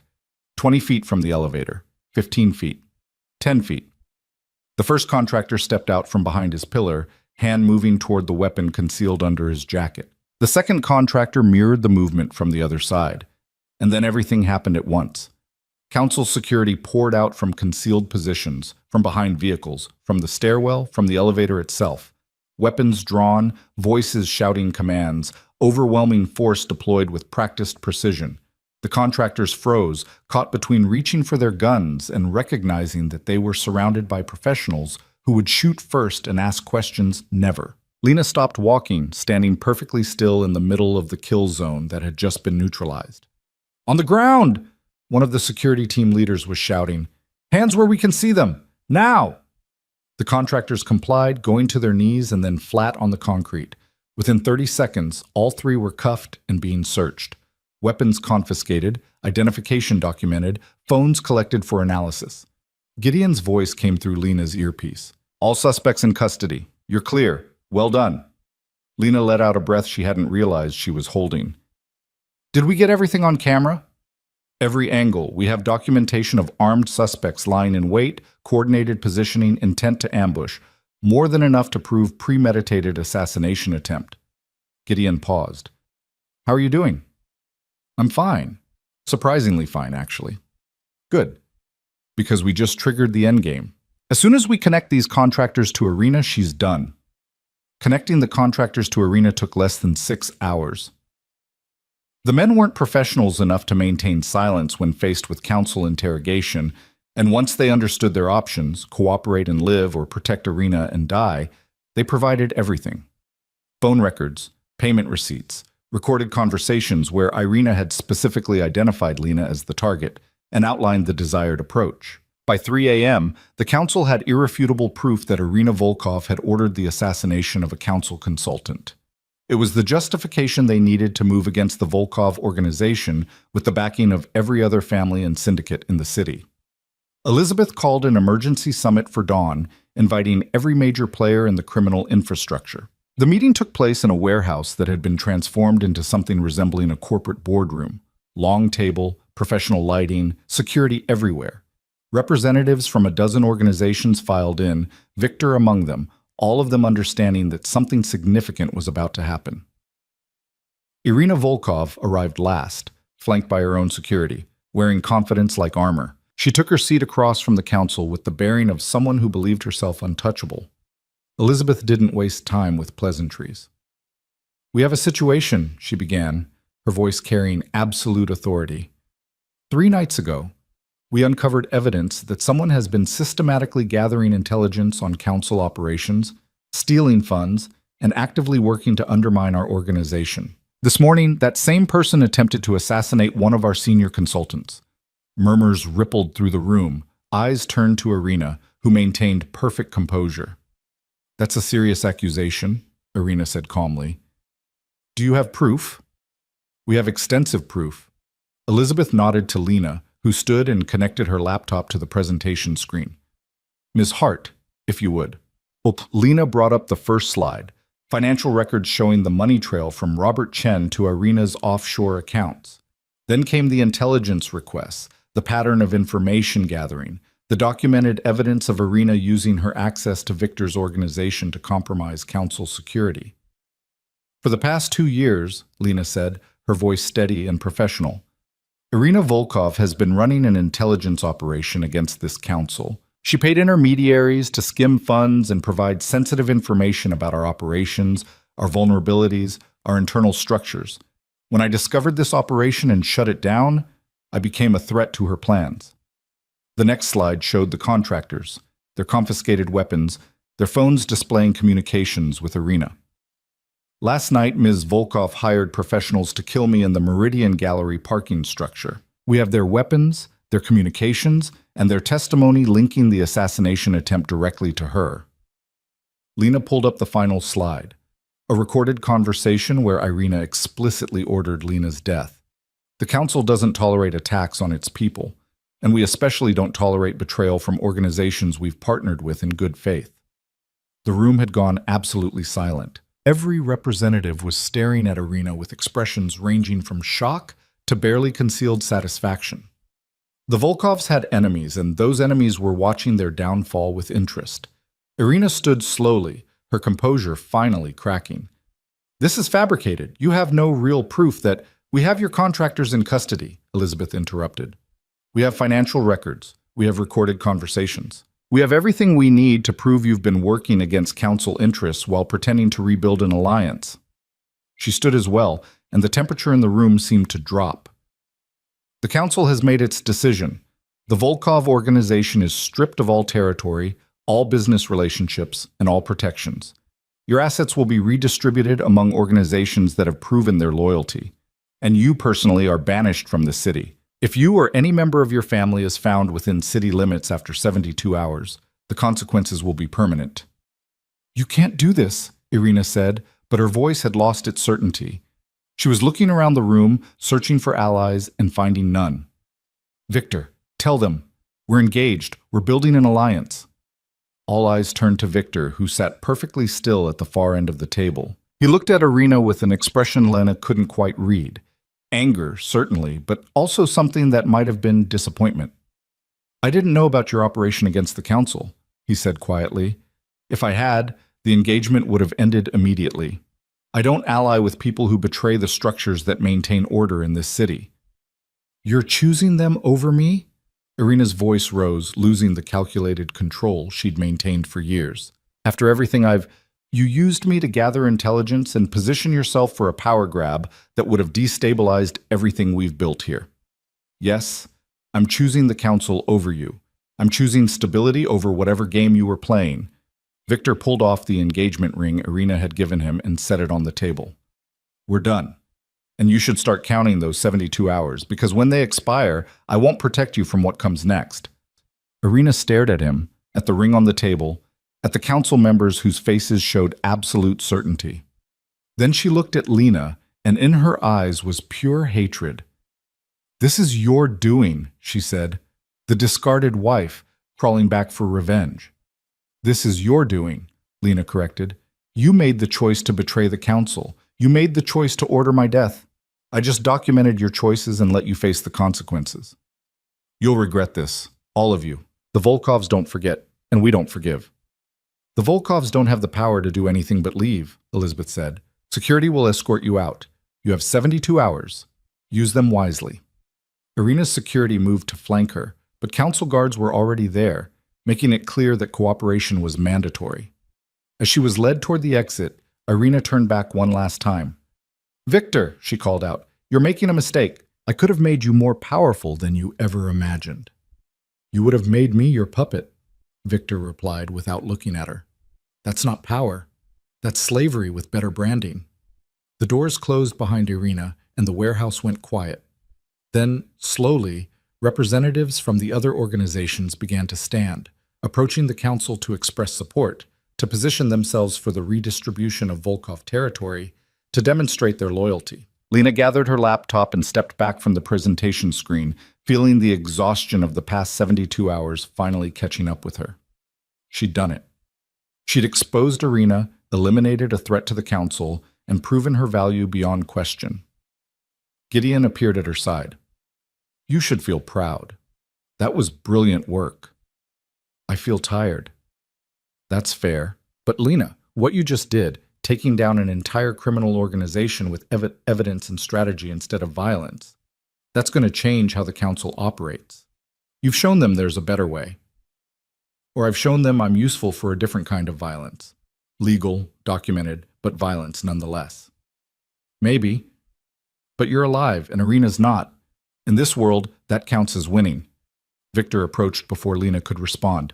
He looked older in the harsh warehouse lighting, tired in ways that went beyond lack of sleep. Thank you, he said quietly, for giving me the chance to make the right choice. You made the choice. I just provided the information. Lena studied his face, searching for the man who'd handed her divorce papers 8 months ago and finding someone different, someone changed by consequences. What will you do now? Rebuild. Focus on my own territory, strengthen my legitimate operations, and try to remember why I got into this business in the first place. Victor hesitated, then added, I meant what I said in the park. What I felt for you was real. I was just too afraid to let it matter. I know. But Victor, the person you felt something for doesn't exist anymore. I'm not the woman you married or the woman you threw away. I'm someone else now. I can see that. You're stronger, harder, more like me than I ever wanted you to be. No, Lena said. I'm like the person I should have been all along. You just helped me figure that out by showing me what happens when you depend on someone else for protection and power. Victor nodded slowly. For what it's worth, I'm sorry. For the wedding night, for the way I handled everything, for not seeing what I had until it was too late. Apology noted. But Victor, we're not going to be friends. We're not going to rebuild anything. We're business associates operating in adjacent territories, that's all. I understand. Victor extended his hand. Business associates, then. Lena shook his hand firmly, then watched him walk away toward the other representatives. She felt nothing watching him go. No lingering affection, no residual anger, nothing but professional assessment of his value to the council's operations. Elizabeth approached as Victor left. Walk with me, Ms. Hart. They left the warehouse and stepped into the early morning light. The city was beginning to wake up, delivery trucks making rounds, early commuters heading to work, the normal rhythms of a place that had no idea what had just been decided in a converted warehouse. You've exceeded every expectation we had when we hired you, Elizabeth said. In 8 months, you've restructured our operations, eliminated a major security threat, and prevented what could have been a devastating war between organizations. The Council is unanimously impressed. Thank you. Which is why we're offering you a permanent position as Director of Strategic Operations. You'd have authority over all financial and organizational restructuring across Council territories, direct access to Council meetings, and resources to build whatever team you need. Elizabeth stopped walking, turning to face Lena directly. It's the kind of position that usually takes decades to reach. We're offering it to you now because you've proven you can handle it. Director of Strategic Operations. Real power, real authority, real security. Everything Lena had been working toward. There's something else, Elizabeth continued. The Council has been investigating your background more thoroughly. We found some interesting information about your family history. Lena's stomach tightened. What kind of information? Your mother's maiden name was Castellanos. Your grandmother was Maria Castellanos, who came to this country in the 1960s from Sicily. What your mother probably never told you, what Maria probably never told her, is that the Castellanos family was part of the original syndicate structure that built this city's criminal infrastructure. Your great-grandfather helped establish the territories, the council system, the frameworks we still use today. The information landed like a physical blow. My family was part of this world? Your family helped create this world. Maria left, changed her name, tried to give her daughter a normal life. But the instincts, the strategic thinking, the natural understanding of power structures, that's not something you learned, Lena. That's in your blood. Elizabeth smiled slightly. You're not an outsider who got lucky. You're a legacy who came home. Lena thought about her mother, working herself to death in jobs that barely paid bills, never mentioning any family history beyond vague references to Italy. She thought about her grandmother, who died when Lena was 6. A quiet woman who'd seemed to carry secrets like other people carried purses. They'd been protecting her, trying to give her a chance at a life that didn't involve this world, and she'd ended up here anyway. The Council wants you to know that you belong here, Elizabeth said. Not because we hired you, but because this is your inheritance. Your great-grandfather would be proud to see what you've built. What if I don't want it to be my inheritance? What if I just want it to be a job I'm good at? Then it's that too. But Lena, I think you should know where you come from. It might help you understand where you're going. Elizabeth started walking again. Take some time to think about the director position. Let me know your answer within the week. She left Lena standing on the street as the sun rose over the city, illuminating buildings and streets and the lives of people who had no idea that the structures controlling their world had just shifted. Lena walked slowly through the waking city, processing everything that had happened. 8 months ago, she'd been handed divorce papers on her wedding night, reduced to a liability to be managed and discarded. Now she was being offered a position of real power, told she came from a legacy of people who'd built criminal empires, given the chance to shape the future of the organization that controlled the city. The question was whether she wanted it, whether becoming Director of Strategic Operations, embracing her family legacy, committing fully to this world, whether that was the ending she'd been working toward or just another way of being trapped. Her phone buzzed. A text from Gideon.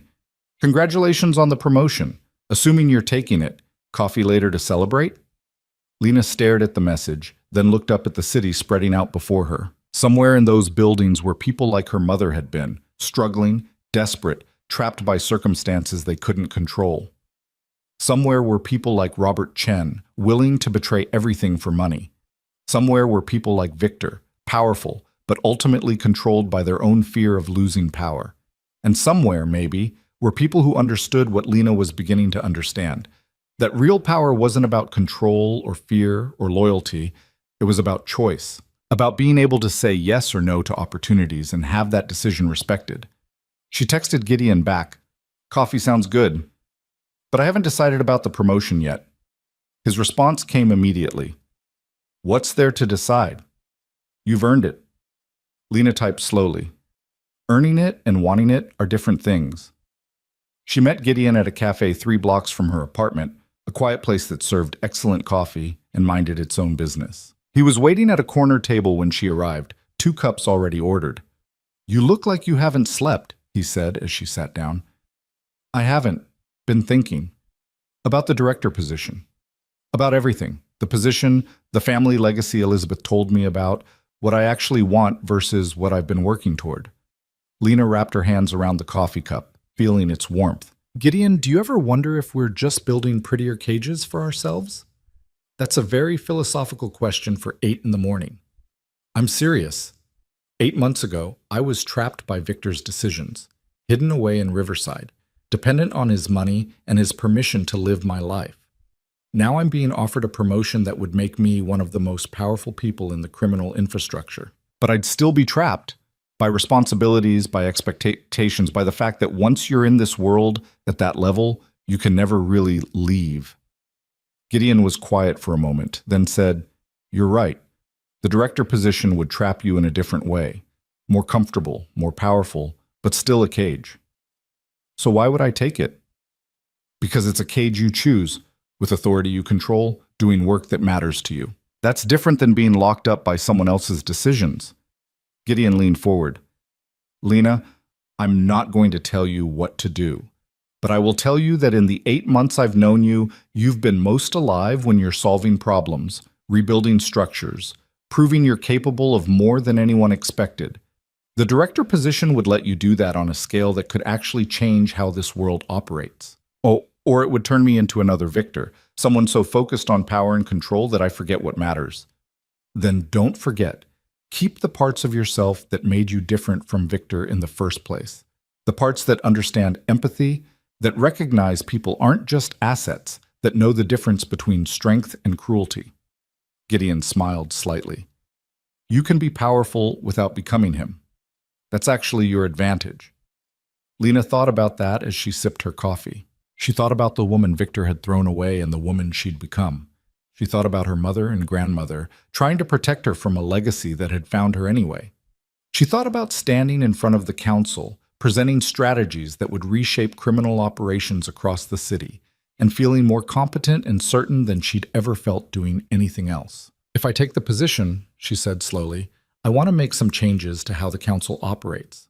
Such as? Such as investing more in legitimate businesses, reducing the violence that draws attention, creating sustainable structures that can weather law enforcement scrutiny.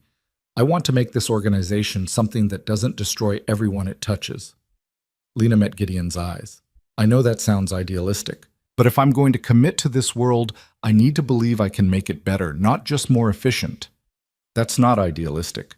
That's strategic. The council would probably support it, especially after you just proved how effective proper structure can be." Gideon pulled out his phone. "Want me to tell Elizabeth you're accepting?" Lena took a deep breath, feeling the weight of the decision settling over her shoulders. Then she thought about Victor, trying to warn her about Irina because despite everything, he couldn't quite let go of some vestige of caring. She thought about Marcus Reeves, the West Side manager who'd fought her initially, but ended up respecting her approach. She thought about the North Side families, satisfied with her investigation and willing to work with her. She'd built something in the past 8 months. Not just a career, but a reputation, relationships, proof that she was capable of navigating this world on her own terms. The question wasn't whether she could do the job. The question was whether she wanted to. And looking at Gideon, at the city visible through the cafe windows, at the future spreading out before her like a game board she was finally learning to play, Lena realized she did want it. Not because it was safe or because someone was offering protection, but because it was hers. Earned, deserved, chosen. "Tell Elizabeth I accept," Lena said, "but I want to meet with the full council next week to discuss my proposals for operational changes. If they want me as director, they get me on my terms." Gideon grinned. "That's the spirit. I'll set it up." He sent the message while Lena finished her coffee, and within minutes, responses started coming back. The council was pleased, the meeting was scheduled, congratulations were offered. Lena felt something she hadn't felt since before her mother got sick, genuine excitement about the future. Not hope exactly, because hope was too fragile for this world, but certainty. The knowledge that she had the skills, the authority, and the determination to shape her own path. "One more thing," Gideon said, putting his phone away. "The apartment the council provided when you started, that was temporary housing for a consultant. As director, you get to choose your own residence. Where would you want to live?" Lena thought about the beige prison in Riverside, about the downtown loft that had been an improvement but never felt like home. She thought about the city spreading out below Victor's penthouse, glittering with possibilities she'd been too scared to reach for. Somewhere high, she said, with windows that show the whole city. I want to see what I'm working with. 3 weeks later, Lena stood in her new apartment on the 45th floor of a building in the heart of the city, watching dawn break over the skyline. The space was hers. Furniture she'd chosen, art she'd selected, books she'd accumulated over months of reading everything she could about business strategy and organizational psychology. No beige walls, no anonymous furnishings, no sense of being hidden away. This was her home. Not a cage, not a safe house, not a place she was allowed to occupy at someone else's discretion. Hers. Her phone rang. She checked the caller ID and smiled before answering. Marcus, it's 6 in the morning. This better be important. Just wanted to be the first to congratulate you officially. Heard the council made the director appointment permanent yesterday. News travels fast. News about power always travels fast. So what's your first move as director, besides making my life harder with more restructuring? Actually, I'm approving your proposal for the community investment program, the one you submitted 3 weeks ago and thought I'd reject. Marcus was quiet for a moment. The Youth Employment Initiative? You're serious? Completely. If we're going to operate in these neighborhoods long term, we need the communities to see us as beneficial, not parasitic. Investing in legitimate youth programs does that while also creating a talent pipeline for our legal operations. It's good strategy. It's also decent, which isn't a word I expected to hear in the same sentence as council operations. Then maybe it's time we updated expectations. Lena turned from the window. Send me the final numbers. I want to present it to the council next month as part of the new community investment framework. She ended the call and returned to the view, watching the city wake up beneath her. Down there were millions of people living their lives, most of them unaware of the structures that controlled significant parts of their world. She couldn't change everything. She couldn't eliminate crime or corruption or the violence that sometimes came with maintaining order in chaos. But she could make things better. She could build systems that were sustainable, less destructive, more strategic. She could use her position to push the council toward operations that created value instead of just extracting it. It wasn't redemption exactly, but it was purpose. The apartment door opened. Gideon came in carrying coffee and pastries from the bakery 6 blocks away that Lena had mentioned liking. Breakfast? He offered. You're spoiling me. You're the director of strategic operations now. Spoiling you is strategically sound. He set the food on the kitchen counter. I also brought the reports you requested on the West Side expansion proposal and the preliminary numbers from the waterfront restructuring. Work on a Sunday morning? You say that like you weren't already planning to spend today reviewing operational data. He wasn't wrong. Lena joined him at the counter, accepting coffee and a chocolate croissant. They'd fallen into this pattern over the past few weeks, working together, talking strategy, building the frameworks that would guide council operations for years to come. It was partnership without ownership, collaboration without coercion. Exactly what Lena had told Victor she wanted the night she'd accepted the council's offer in Gideon's office. I have a question, Gideon said, pulling out his tablet to review the West Side reports. Ask. Do you ever regret it? Choosing this world instead of walking away when you had the chance? Lena thought about the question seriously. She could have disappeared after Victor divorced her, could have taken the settlement money, left the city, started over somewhere anonymous and normal. She could have refused the council's offer, stayed small and safe. No, she said finally. Because walking away would have meant letting Victor's assessment of me be the final word, letting him be right that I was just useful until I wasn't. This world gave me the chance to prove I'm more than that, to myself, if not to anyone else. You proved it, spectacularly. Maybe. But Gideon, I also know what I've become in the process. I'm not the person who believed in safety and protection anymore. I'm someone who understands power, who uses people as strategically as Victor ever did, who can order restructuring that destroys careers without losing sleep. Lena met his eyes. I've become effective. I'm not sure I've become good. Good and effective aren't mutually exclusive. You can be both. Can I? Because every time I make a decision that consolidates power or eliminates a threat or sacrifices someone's interests for the organization's benefit, I sound more like Victor than I want to admit. Gideon set down his tablet, giving her his full attention. You want to know the difference between you and Victor? Victor threw you away when you stopped serving his immediate needs. You're building programs that invest in communities, creating sustainable structures, trying to make this organization something better than it was. That's not the same as being cold or strategic. That's being strategic about building something worth maintaining. Or I'm just rationalizing the choices I've made to feel better about them. Maybe both things are true. Maybe you're strategic and also trying to build something meaningful. Maybe you've learned from Victor's mistakes without becoming him. Gideon smiled. Give yourself some credit, Lena. You've earned it. Later that afternoon, after Gideon left and Lena had spent several hours reviewing operational reports, she found herself thinking about Victor, about the man who'd stood at that penthouse window 8 months ago and handed her divorce papers without apparent regret. She wondered if he ever thought about her, about the life they could have had if he'd been brave enough to choose connection over calculation. She wondered if he regretted the choice, if he lay awake at night thinking about the woman he'd thrown away who'd become someone he could never control. Probably not. Victor wasn't built for regret. He was built for survival, for power, for making the choices that kept him on top regardless of the cost. But Lena had learned something Victor never would, that real power wasn't about controlling everything around you.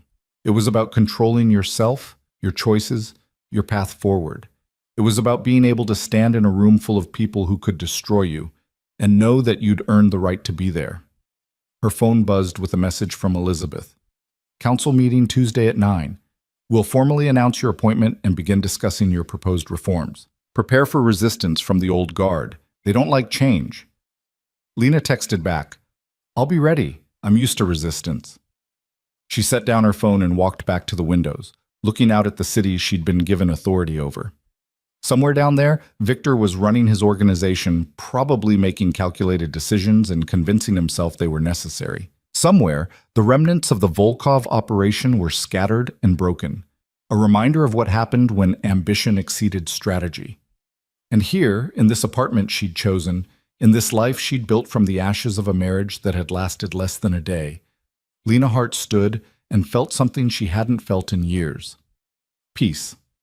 Not happiness, exactly. Not the fairy tale ending she might have imagined once upon a time before she understood how the world really worked, but peace with her choices, her path, her future. She'd been discarded on her wedding night by a man who thought she was disposable. She'd rebuilt herself into someone indispensable. And now, standing at dawn in a city full of possibilities and dangers and structures she was learning to reshape, Lena understood the most important truth of all. She didn't need Victor's approval or anyone else's validation. She'd chosen herself, built herself, proven herself. That was power. Real, lasting, inalienable power that no one could take away because it had never been given. It had been earned, one strategic decision at a time. The sun rose higher, painting the city in gold and shadow, illuminating a world that was hers to shape. And Lena smiled, knowing that the woman Victor had thrown away on their wedding night had become exactly what he'd feared she might. Someone who understood the game better than he did, played it more strategically, and won on her own terms. The discarded wife was gone. The director of strategic operations had taken her place. And the city, unknowing, chaotic, full of people living their lives between order and violence, would be better for it. Not perfect. Never perfect. But better. And in this world, better was the only victory that mattered.